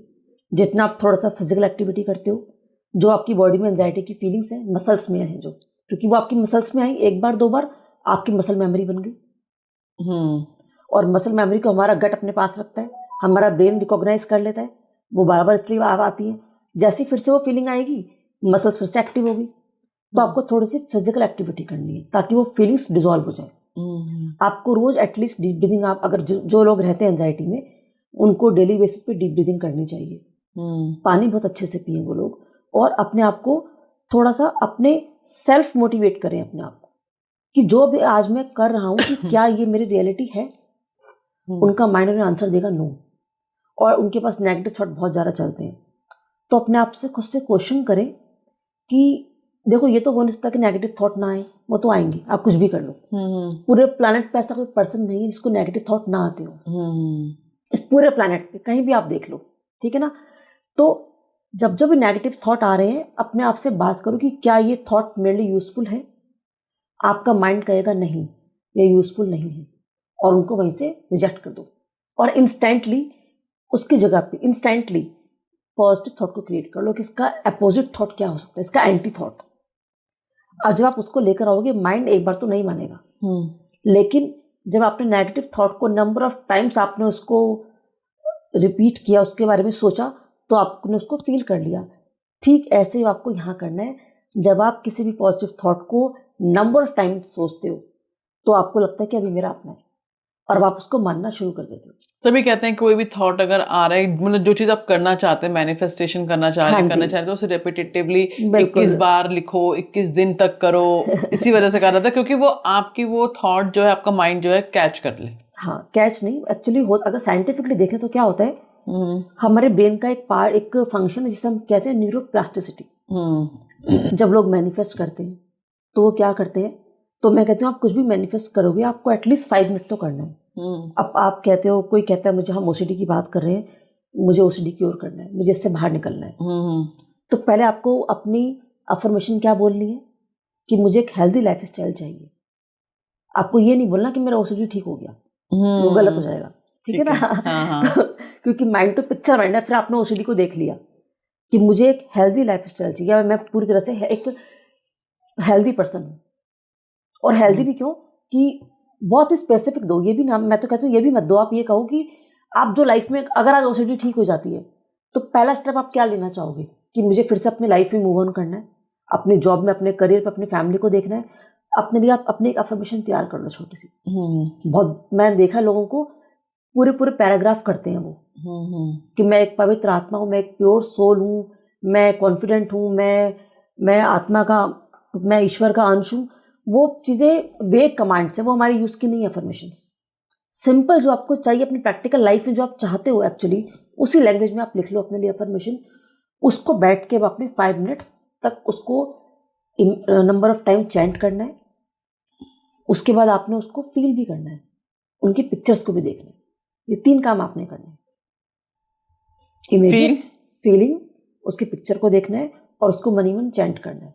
3 काम। आपने ये सुना होगा कि हम लोगों में बहुत बार पंडित ऐसे बोलते हैं ना, कि अगर एक मंत्र दिया पंडित ने, ज्योतिष ने, कि आपको ना इस मंत्र का 1.25 लाख बार जाप करना है, तो आपका ये मंत्र सिद्ध हो जाएगा। अब वो मंत्र कभी सिद्ध हुए नहीं हुए हमें नहीं पता आज तक, ठीक है, लेकिन जब आप किसी भी सेंटेंस को, किसी भी अफर्मेशन को नंबर ऑफ टाइम चैंट करते हो तो वो आपके लिए सिद्ध हो जाती है, क्योंकि वो सबकॉन्शियस में चली गई आपके। ओके। ठीक है, तो अब आपने 5 मिनट, आप मिनिमम 5 मिनट आपको बैठना है और बैठ के आपको उसको फील करते हुए, उसको चैंट करते हुए आपने उसको बोलना है, पिक्चर को देखना है आपने। अब जब आप इसको आपने करना स्टार्ट करा तो आपके ब्रेन में उसका केमिकल बनना स्टार्ट हुआ, जिसे हम कहते हैं केमिकल न्यूरोप्लास्टिसिटी। ठीक है, अब आप उसको रेगुलर करते जा रहे हो, करते जा रहे हो, करते जा रहे हो, अब आपके ब्रेन में उसका स्ट्रक्चर बनना स्टार्ट हो जाएगा। तो जिसे हम कहते हैं कि स्ट्रक्चरल प्लास्टिसिटी, क्योंकि आप रेगुलर कर रहे हो तो धीरे धीरे माइंड को लगता है कुछ नया दे रहे हैं नंबर ऑफ टाइम कि हाँ ये मेरा अपना है। अब आप उसको रेगुलर और करते जा रहे हो, करते जा रहे हो, करते जा रहे हो, अब आपका ब्रेन उसके ऊपर फंक्शन करना स्टार्ट कर देगा। इसे हम कहते हैं फंक्शनल प्लास्टिसिटी। जब हम कहते हैं ना मैनिफेस्ट हो गया, वो कैसे मैनिफेस्ट होता है? वो ऐसे मैनिफेस्ट होता है, आपने उसको इतनी बार चैंट किया, फील किया, उसको पिक्चर को विजुलाइज किया, तो ब्रेन में उसकी, आपने ब्रेन को नई पिक्चर देनी शुरू कर दी, नई फीडिंग कराई ब्रेन को, केमिकल बना, फिर उसका स्ट्रक्चर बन गया, अब उसने काम करना शुरू कर दिया। यानी कोई कहता है मुझे एक अच्छा जॉब चाहिए, मुझे एक अच्छा लाइफ पार्टनर चाहिए, जैसा वो चाहता है अपने लिए, अच्छा सिर्फ अच्छा नहीं, कैसा उसको चाहिए एग्जैक्टली वो आपने कर लिया। अब आपने उसको इस प्रोसेस के थ्रू आप कर रहे हो, यहाँ से आपकी चीज़ें मैनिफेस्ट होनी शुरू हो जाएंगी। अब आपको वो अपॉर्चुनिटी मिल जाएगी, या आपका सबकॉन्शियस माइंड आपको उस अपॉर्चुनिटी तक पहुँचा देगा। वो कुछ भी ऐसा काम करेगा, क्योंकि सारी पावर कहाँ पे है? आपके सबकॉन्शियस माइंड के पास। और हमारा सबकॉन्शियस माइंड हमारी पिक्चर्स को, इमेजेस को और हमारी फीलिंग्स को, हमारा कमांड जो हम देते हैं वो उनको फॉलो करता है, उसे और कुछ भी नहीं पता। ना ही सबकॉन्शियस के पास इतनी पावर है कि वो आपसे आर्गुमेंट कर सके, वो नहीं कर सकता। तो यहाँ पे ये चीज़ें काम करती हैं। अब जब हम ओसीडी की बात पे आते हैं फिर से, तो मैंने कहा कि आपको ये सोचना है कि ये थॉट मेरा अपना नहीं है, ये आपका पहला स्टेप हो गया। दूसरा स्टेप, अब जब कोई भी पर्सन थेरेपी लेता है, थेरेपी लेते लेते भी ना इन बिटवीन उसको फिर से वो थॉट आते हैं। तो यहाँ पे मैं कहूँगी जो लोग भी अभी थेरेपी के अंदर हैं, उनके पास फिर से वो कभी कहते हैं मुझे बहुत लो फील हो रहा है, बहुत नेगेटिव थॉट्स आ रहे हैं, तो वो उनके साथ होगा समटाइम, क्योंकि ये उनके न्यूरोसाइकी के पास वो पैटर्न फिक्स है और वो बार बार उनको याद दिलाएगी तुम आराम से कैसे बैठे हो, तुम्हें तो ये काम करना है। अचानक रात को उनकी नींद खुल जाएगी सोए। क्यों? क्योंकि बॉडी में केमिकल 24/7 काम कर रहे हैं, हम तो सो जाते हैं, तो उनकी नींद खुल जाती है, उनको बहुत लो फील होता है, घबराहट बेचैनी होती है। तो ये सब उनकी जब थेरेपी चल रही होती है, सब चीज़ें उनके संग होती है नंबर ऑफ टाइम्स। और वहाँ पे ना वह यही पॉइंट है जहाँ उनको हिम्मत से काम लेना है। उस टाइम पर लोगों को लगता है कि हमारी थेरेपी चल रही है, हम इतने एफर्ट लगा रहे हैं और फिर भी हमें ये प्रॉब्लम हो रही है, हमारी लिए तो चीज़ें काम ही नहीं कर रही हैं यहाँ पर। तो आपको ये समझना, जिस टाइम पे जो हुआ ये एक प्रोसेस है, बीच में ये होगा आपके साथ, और ये ऐसे करते करते चीज़ें कम होनी शुरू होंगी। जहाँ आपको ये आज अगर हफ्ते में 3 बार ऐसा होता है तो करते करते 1 बार हो जाएगा, फिर आपको 15-20 दिन में कभी 1 बार हुआ करेगा, फिर महीने में कभी 1 बार, ऐसे करते करते इनकी इंटेंसिटी और फ्रिक्वेंसी कम हो जाएगी, क्योंकि माइंड के पास प्रोग्राम फिक्स है। तो वो कभी कभी आपको याद दिलाएगा कि तुम भूल गए मेरे पैटर्न्स को। Knock knock. यस जी, नॉक नॉक है। तो फैमिली सपोर्ट बहुत ज़रूरी है ना इस चीज़ में। अगर एक पर्सन ने सोच लिया कि मैं इस चीज़ से बाहर आना चाह रहा हूँ, लेकिन अगर उसको बार बार पर्सन तो खुद रिकॉल अपने आप को कर रहा है रेडी कि मैं एक अच्छा लाइफस्टाइल जीना चाह रहा हूँ, अब इमीडिएट तो रिएक्शन नहीं देगा। अब फैमिली सपोर्ट नहीं किया कि तुम तो रोज़ यही काम करे जा रहे हो, तो यहाँ पे फैमिली का सपोर्ट भी बहुत ज़रूरी है। फैमिली का सपोर्ट भी चाहिए। और बहुत बार ना फैमिली ना ये भी करती है कि वो आदमी कहता है कि मेरे को ना इतना सर्फ चाहिए, मेरे को ये प्रॉब्लम है, मुझे ये चाहिए, मेरे रूम में ये होना चाहिए, मैं यहाँ टच नहीं करूँगा, मैं ऐसे नहीं करूँगा। तो वहाँ भी सब चीज़ें उसको अरेंज करवा देती है, वो थोड़ा सा गलत हो जाता है। तो यहाँ आपने उसको और हवा दे दी, आपने उस पैटर्न को और स्ट्रॉन्ग कर दिया, उसके वायरिंग को। तो इसे रोकेंगे ऐसे, मतलब कि देखो स्टार्टिंग में तो स्टार्टिंग में तो वो मानेगा नहीं, वो फाइट करेगा, वो शाउट करेगा, और फैमिली को लगता है कि नहीं मानता वो, ठीक है छोड़ दो उसको वैसे। लेकिन जब आप थेरेपी में आ जाते हो तो वहाँ पे इसमें फैमिली की भी काउंसलिंग की जाती है कि आपको किस तरह से बिहेव अप करना है इसके साथ में। प्यार भी चाहिए उसको। जब आप थेरेपी में हो तो वो पर्सन खुद भी सपोर्ट करेगा। और मैंने कहा ना, सबसे फैमिली बाद में आती है, सबसे पहले, क्योंकि आपकी बॉडी है, आपकी रिस्पॉन्सिबिलिटी है कि मुझे मेरी लाइफ, मेरी बॉडी, मेरी फीलिंग्स, मेरी रिस्पॉन्सिबिलिटी और मुझे क्या करना है, ये मेरी जिम्मेदारी, किसी और की नहीं है। वही अगर माइंड बॉडी सबसे पहले उसको अपने आप को, अगर उसने खुद से काम करना शुरू कर दिया और सबकॉन्शियस तक ये मैसेज चला गया, तो फैमिली सपोर्ट अपने आप उसको मिल जाएगा। फिर आपको मैं एक केस सुनाती हूँ। एक फैमिली में हस्बैंड, वाइफ और 2 बच्चे हैं, ठीक है। और उस फैमिली की जो लेडी है, हेड ऑफ द फैमिली कहेंगे उसको, रूट, क्योंकि फैमिली की जो रूट है वो एक लेडी है, उसको ओसीडी है, ठीक है। उसके अपने कुछ पैटर्न्स रहे होंगे, शादी के बाद से उसको ओसीडी है, और जिसके कारण उसके हस्बैंड ने वाइफ को छोड़ दिया। डाइवोर्स नहीं लिया, लेकिन वो कहीं अलग जाके रहना शुरू कर दिया, और घर पे अपने बच्चों के लिए वो खर्चा दिए जा रहा है, ठीक है। और वो जो उसका ओसीडी का जो पैटर्न है इतने सीवियर है कि वो बच्चों को सारा दिन, वो लेडी क्योंकि इतना उसको एंजाइटी बनती है, बच्चों को मारती है बहुत ज़्यादा, बचपन में मारा है उसने अपने बच्चों को बहुत, और वो हमेशा अपने एक बेड पे रही है, और उसको अपने आसपास हर वक्त उसको अपने हैंड वॉश करने होते हैं, अपने बेड के आसपास उसे कुछ भी नहीं चाहिए। उसके रूम में अगर कोई स्लीपर लेकर आ गया तो उसको फिर से पूरे सर्फ से अपने रूम को क्लीन करना पड़ता है। और ये पैटर्न आज से पिछले 30 साल से चलते आ रहे हैं, 30 सालों से, ठीक है। अब सुनिए, लड़की की शादी कर दी किसी तरीके से, अभी 2 बच्चे हैं। अब हमें नहीं पता किस बच्चे के ऊपर क्या इम्पैक्ट आ जाए। बच्चे दोनों डिप्रेशन में रहे हैं उसके। लड़की की शादी बहुत कम एज में कर दी गई, लड़की अपने घर चली गई है। जो उसका बेटा है वो अपनी माँ के पास है। अब माँ और बेटे बच्चे घर में, अब सारा दिन उनकी फाइट होती है, और अपनी माँ को देखकर उस लड़के के अंदर एंजाइटी, डिप्रेशन, और उसको ओसीडी तो नहीं आया, आईबीएस उसको आ गया। अभी आईबीएफ क्या है? आईबीएस, आईबीएस, ओके, आईबीएस, हाँ जी, इरिटेबल बॉल सिंड्रोम। ये क्या चीज़ है? जिसमें अब आपको, आपका गट हमेशा खराब रहता है। ये हमारी पेट की बीमारी, दिमाग की बीमारी है, इसका इम्पैक्ट हमारे गट पे आता है। मगर अब उसको आईबीएस हो गया, उसको ब्लोटिंग है, वो कुछ खा नहीं सकता, कुछ पी नहीं सकता, लाइफ बहुत डिस्टर्ब है, क्योंकि इतनी एंजाइटी पीक पे बचपन से चलती आ रही है, पीक पे। वो बच्चा ये कहता है कि बचपन में मुझे कितनी बार मुझे वॉशरूम जाने, लेकिन मेरी मम्मी मुझे पकड़ के बैठी होती थी गुस्से के अंदर, तो मैं कुछ भी नहीं कर पाता था। ये उसकी हालत थी।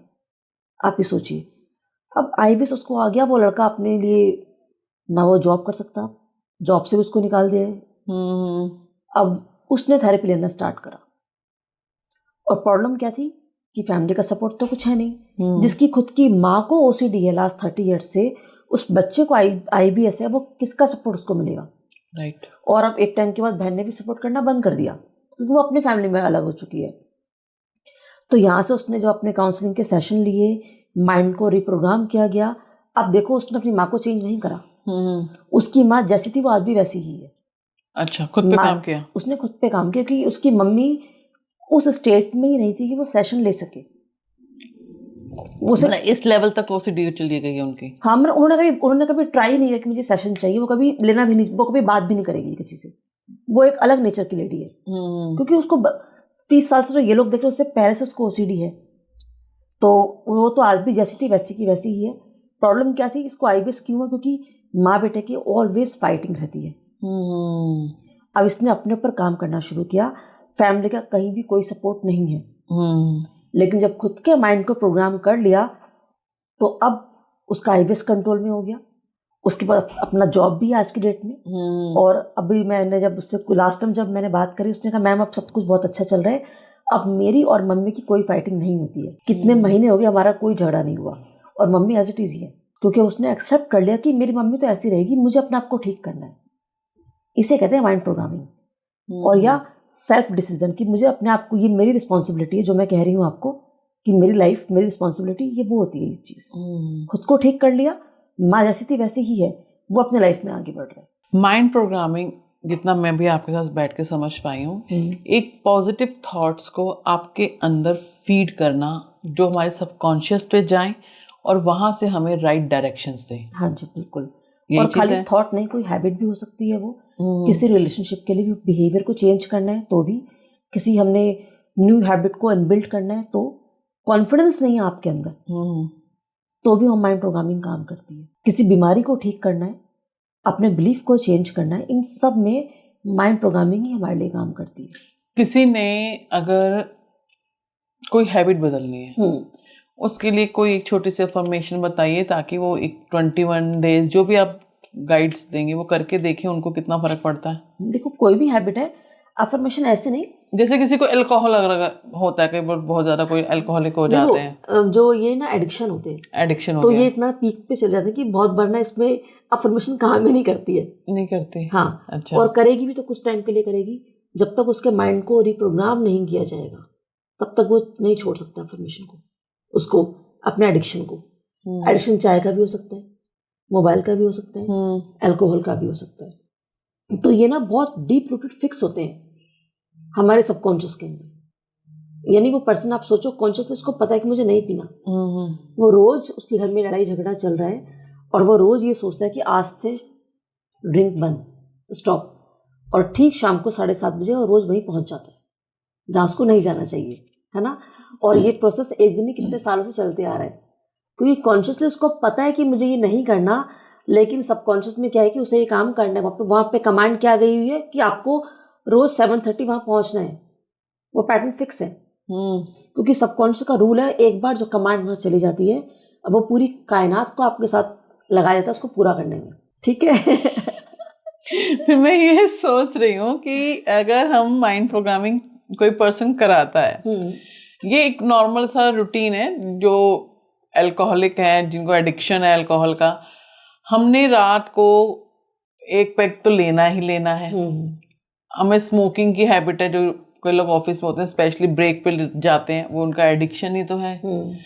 अब सबकॉन्शियस में फीड है ना ये कि मेरे को ये करना है। हाँ। तो उस थॉट प्रोसेस को बाहर निकालने के लिए कुछ ऐसी चीज कि कुछ करके तो वो देखें जहां से उन्हें लग रहा है कि हाँ मैं ये करके थोड़ा सा इम्प्रूव हो सकता हूँ। हाँ, देखो उसके लिए क्या है ना, पहली चीज तो ये कि ऐसा नहीं कि सब कुछ हमें चेंज ही करना है, कि अगर वो पर्सन चाहता है कि ये चीज अब मुझे परेशान कर रही है, ये मेरे लिए ठीक नहीं है, वो उसी को चेंज करे। कोई चीज आप, जैसे आपने, कुछ लोग रोज का एक पैक लेते हैं, उनको लगता है कि ये उनका लाइफ स्टाइल है, बहुत बार उनकी बिजनेस मीटिंग होती है, वहां उनको बैठना पड़ता है ऐसे लोगों के बीच, तो वहां उनको ये सब करना पड़ता है।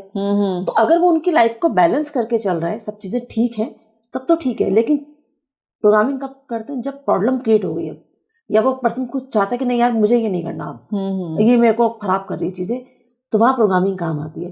तो यहाँ पे अगर वो खुद से कुछ कर सकता है तो वो है हैमरिंग।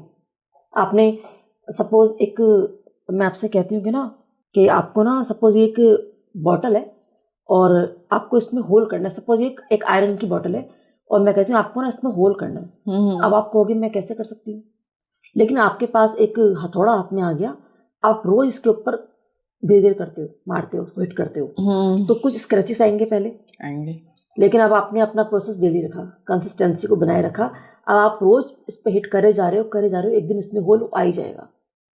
तो आपको रेगुलर अपने आप को सेल्फ मोटिवेट करना है, और कि अगर आज मैंने चीज छोड़ता हूं तो मुझे इसके बेनिफिट क्या नजर आएंगे। यानी हमारा माइंड हमेशा पेन से भागता है और उसे कुछ ना कुछ गेन चाहिए, मुझे इसका रिवॉर्ड क्या मिलेगा। अगर आज मैं ये चीज क्विट करता हूं तो मुझे रिवॉर्ड क्या मिलेगा, क्या मेरे रिवॉर्ड वो जो वो चाहता है, मेरे घर में सब कुछ। मुझे आपकी इस बात पे एक दोहा याद आया, बचपन में सबने पढ़ा हुआ है, करत करत अभ्यास जड़मत हो सुजान, कसरी आवत जावत रहे सर पे परत निशान, समथिंग लाइक दैट। कि वही चीज है कि आपको प्रैक्टिस नहीं छोड़नी है, प्रैक्टिस करते रहेंगे तो प्रैक्टिस भी साथ में रिवॉर्ड क्या मिल रहा है। हाँ, तो वो तभी आएगा ना। देखो सपोज मैं टी लवर हूँ और अब मैं चाहती हूँ, मैं इतना सारा दिन चाय पीती हूँ, मुझे बहुत एसिडिटी बनती है, मेरे को चाय छोड़ना चाहती हूँ। तो पहली चीज तो ये कि अगर मैं चाय छोड़ना चाहती हूँ, वो मुझे प्रॉब्लम दे रही है, उसके बावजूद भी कितने लोग नहीं छोड़ते। आइडेंटिफाई करना ना, पहले चाय छोड़नी है, ये मेरा आइडेंटिफिकेशन है कि मैंने चाय को छोड़ना है। हाँ, प्रॉब्लम क्या है, वो मुझे एसिडिटी देती है, ठीक है, या जो भी मुझे प्रॉब्लम क्रिएट करती है। अब अगर आप, कितने लोग हैं जिनको ये सब कुछ पता है, उसके बाद भी नहीं छोड़ पा रहे। तो सबसे पहले हमें माइंड को ये क्लियर होना चाहिए कि अगर मैंने आज चाय को क्विट करती हूँ तो मुझे इससे गेन क्या मिलेगा। क्योंकि अगर मैं चाय नहीं पीती, लालच देना है, अगर मैं नहीं पी रही हूँ तो भाई मेरे को तो पेन मिल रहा है ना, माइंड को लालच देना है। तो माइंड को ये बताना कि मुझे गेन के रिवॉर्ड क्या मिलेगा चाय छोड़ के। भाई मेरी स्किन ग्लो करेगी, या मेरी बॉडी बिल्कुल हेल्दी रहेगी, मैं एक्टिव रहूंगी सारा दिन, जो भी मेरे बेनिफिट मुझे चाहिए। बिल्कुल। और अगर वो बेनिफिट मेरे लिए कुछ वैल्यू रखते हैं तो ही मैं चाय छोड़ूंगी। पता लगे ठीक है मेरी स्किन तो वैसे ग्लो करती है, तो फिर मैं क्यों चाय छोड़ूं। तो मैं कभी चाय नहीं छोड़ूंगी फिर। चाय नहीं छोड़ूंगी, राइट। तो वो जो रिवॉर्ड है ना, वो हमारे लिए बहुत वैल्यूएबल होना चाहिए। हाँ। कि अगर मैं चाय छोड़ती हूँ तो मुझे क्या फायदे मिलेंगे, क्योंकि हमारे माइंड को हमेशा गेन चाहिए। और अगर नहीं छोड़ती हूँ तो मुझे पेन क्या मिलेगा, वो पेन भी दिखाना है माइंड को दिखाना है। तो जब माइंड को गेन और पेन आप दोनों दिखा दोगे ना, तो वहां पे आपका माइंड डिसीजन लेना स्टार्ट कर देगा कि ये डिसीजन आपको लेना चाहिए। उसके बाद आप अपने लिए फिर आपको जो अपनी प्रैक्टिस आपको करनी है, आपको जो हैबिट चेंज करनी है, फिर आप कर पाओगे इजीली यहाँ पे। और प्रैक्टिस के साथ हाँ। और बीच बीच में ऐसा भी होगा कि आपने 2-4 दिन छोड़ दिया, फिर आप पहुंच गए वहीं पे। जब आपको लगे कि आज मैंने गलती कर दी, फिर से वहीं से स्टार्ट कर दो, तो आप इस तरह से उससे क्विट कर लोगे। फिर इतनी सारी चीजें आप बता रहे हैं कि 30-30 साल तक लोग जो है OCD से परेशान हैं, इतनी सारी प्रॉब्लम्स हैं। अब जैसे आपने भी एक मदर का और सन का एग्जाम्पल दिया, अब इतने ट्रॉमा भरे अतीत के साथ में अपना एक उज्जवल भविष्य कैसे देख सकता है कि इंसान, कैसे लगता है कि वो उसके अंदर ये एक कहते हैं ना कि इंसान की एक उम्मीद उसको आगे तक ले जाती है, लेकिन पहले वो पर्सन के अंदर वो उम्मीद भी तो आनी चाहिए। तो वो उम्मीद कैसे जागती है कि मैं इतना बड़ा ट्रॉमा मेरे पास में रहा है, अब मेरा भविष्य उज्जवल होगा, ऐसा देखो कैसे वो उम्मीद आए?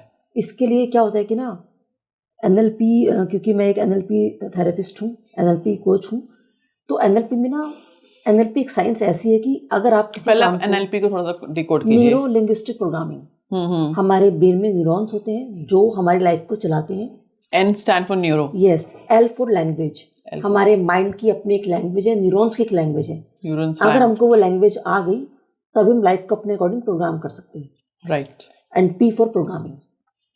प्रोग्रामिंग से मतलब हमारा ये हो गया कि आज आप किसी रिश्ते में हो और आपने देखा कि ये इंसान तो ठीक नहीं है। अब आपने जो भी आपने उसका नेचर देखा, आपने अपने माइंड में प्रोग्रामिंग सेट कर ली कि अब मुझे इसका नेचर ऐसा है, मेरे को इससे ऐसे बात करनी है आज के बाद। प्रोग्राम फिक्स हो गया, इसके साथ मेरा रिश्ता ऐसा ही तो ऐसे ही रहेगा। ये हमारे प्रोग्राम है। हम लोग हर चीज़ के लिए प्रोग्राम्ड हो चुके हैं, हर चीज़ के लिए प्रोग्राम्ड है हम लोग। हमें जो भी बचपन में सिखाया गया वो सब कुछ आज हम जो भी है वो हमारी प्रोग्रामिंग का रिजल्ट है। अगर एक बच्चे को बचपन में सिखाया गया कि पैसा कमाना बहुत मुश्किल है, तो वो पूरी जिंदगी पैसा तो कमाएगा, बहुत मुश्किलों से कमाएगा, क्योंकि उसके प्रोग्राम फिक्स है उसके। आपने बड़ा अच्छी चीज़ बताई कि हमने दिमाग में डाल दिया कि पैसा कमाना बहुत मुश्किल है। ये 99% लोग यही बोलते होंगे बच्चों को जिस टाइम वो शरारतें करते हैं ना, तो पहले तुम्हें जब समझ कब आएगा कि कितना मुश्किल होता है पैसा कमाना। अब क्या फीड देनी चाहिए पेरेंट को ताकि वो पॉजिटिव जाए? यहाँ पे आप उसको ये करो कि पैसा सेव करके चलो, पैसे को सही जगह पे यूज करो, सिर्फ इतना। क्योंकि जब हम ये बोलते हैं, हमने मजाक में बहुत बार बोल दिया, ठीक है ना, हमें नहीं पता हम कब क्या बोले। हमारे माइंड वो न्यूरॉन्स हर बात को सुनते हैं। न्यूरॉन्स कुछ भी नहीं करते अपने आप, जो भी हम बोलते हैं हमारी हर बात हमारा न्यूरॉन्स सुनते हैं। तो जो हमारी प्रोग्रामिंग की पैसा कमाना बहुत मुश्किल है, वो कभी तो मुश्किल यूज नहीं करनी चाहिए। बिल्कुल। कुछ लोग बोलते हैं कि बस ईश्वर हमें इतना दे कि मेरी दाल रोटी निकल जाए। हाँ, ये बोलते हैं, वो यही बोलते हैं, और यकीन मानिए वैसा ही होता है। उनको उतना ही मिलता है कि उनकी दाल रोटी निकल जाती है, उससे ज्यादा कभी नहीं मिलता।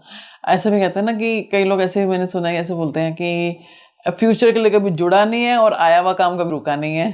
हाँ, तो बस उनके पास कभी नहीं जुड़ेगा। हाँ, कभी नहीं जुड़ता। वो फ्यूचर में कभी कुछ नहीं जोड़ेंगे, काम सारे पूरे हो जाएंगे। जो बिलीफ है वो उस पे का लेके चलेंगे। अब मैं एक बिलीफ बना लूं कि इन फ्यूचर मेरे पास 3-4 बंगले हैं, मेरे पास गाड़ियां हैं, वो फ्यूचर माइंड हमारा सेट हो गया तो रास्ते खुलेंगे। बिल्कुल, हमारा बिलीफ ऐसे ही काम करता है। बिलीफ ऐसे काम हमारा करता है। बिलीफ सिस्टम यही। अब किसी के ऊपर बहुत सारे लोन्स हैं और कहता है कि मैं जो है लोन फ्री, इन फ्यूचर में लोन फ्री हो जाऊंगा, मेरे पास अपनी सेविंग्स होंगी, यानी कि उसको अपने आप में पॉजिटिव। सपोज किसी के पास बहुत सर के ऊपर बहुत कर्जा है, बहुत लोन्स हैं, अब उसके पास बिलीफ बेचारे के पास खराब पड़े हुए, अब उसे नया बिलीफ देना है, उसको पता भी नहीं देना कैसे है, ठीक है ना। वो कुछ ना करे, वो सिर्फ इतना बोलना शुरू करे कि मेरे पास कर्जा तो बहुत है, मैं इसको बहुत जल्दी खत्म कर दूंगा, मुझे पता है मैं इसे खत्म कर दूंगा। वो इसी को बोलना शुरू कर देगा ना बार बार, और बैठ के 5 मिनट के लिए इसको इमेजिन कर ले जैसा आपको मैंने कहा, तो उसका माइंड उसको न्यू रेसिपीज देना स्टार्ट कर देगा कि कहाँ से वो, और न्यू आइडियाज कि वो उसे कैसे खत्म कर सकता है। राइट। तो जो आपने मुझसे क्वेश्चन किया कि लोग परेशान हैं कि लाइफ इतनी आगे चलेगी, हम इतना पीछे रह गए अपने इन ट्रॉमास में, जो भी हमारे डिसऑर्डर है उसके कारण। तो यहाँ पे NLP हमारे लिए क्या काम करती है कि न्यूरॉन्स को हम माइंड प्रोग्रामिंग क्या होती है, माइंड प्रोग्रामिंग कहने के लिए एक छोटा सा वर्ड है माइंड प्रोग्रामिंग, ये इतनी बड़ी चीज़ है और हमारा सबकॉन्शियस माइंड की पावर इतनी ज़्यादा है कि आपको मैं क्या ही बताऊँ, ये एक सुपर पावर है हमारे पास कि अगर आप अपने माइंड को प्रोग्राम कर लो कि जो काम आपको 10 साल में करना था वो आप 1 साल में आप कर लोगे, तो अब आपका माइंड उसके लिए प्रोग्राम हो जाएगा। अब मेरा एक क्लाइंट है अभी, वो 33 ईयर्स का है, वो कहता है मैम ये हर वक्त मैं रिग्रेट में रहता हूँ कि मैं ठीक तो हो जाऊँगा लेकिन लाइफ के मेरे 10 साल पीछे निकल गए। मैं कहती हूँ अब तुम रिलैक्स रहो, अब तुम सेशंस लो और तुम्हारे माइंड को मैं ऐसे प्रोग्राम करूँगी जो तुम्हारे 10 साल का काम है तुम उसे 1 साल में कर सकते हो। कितने लोगों को देखा नहीं आपने, रातों रात अमीर बन जाते हैं, 1 साल में 5 साल की कमाई कर लेते हैं। वो कैसे? उनके बिलीफ और उनके माइंड की प्रोग्रामिंग से।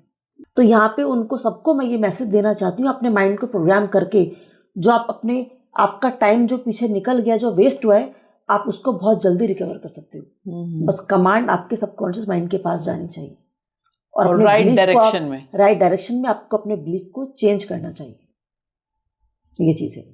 ठीक है, माइंड प्रोग्रामिंग की बात तो हो गई, लेकिन जैसे माइंड प्रोग्रामिंग करनी चाहिए, माइंड प्रोग्रामिंग राइट वे में करनी चाहिए।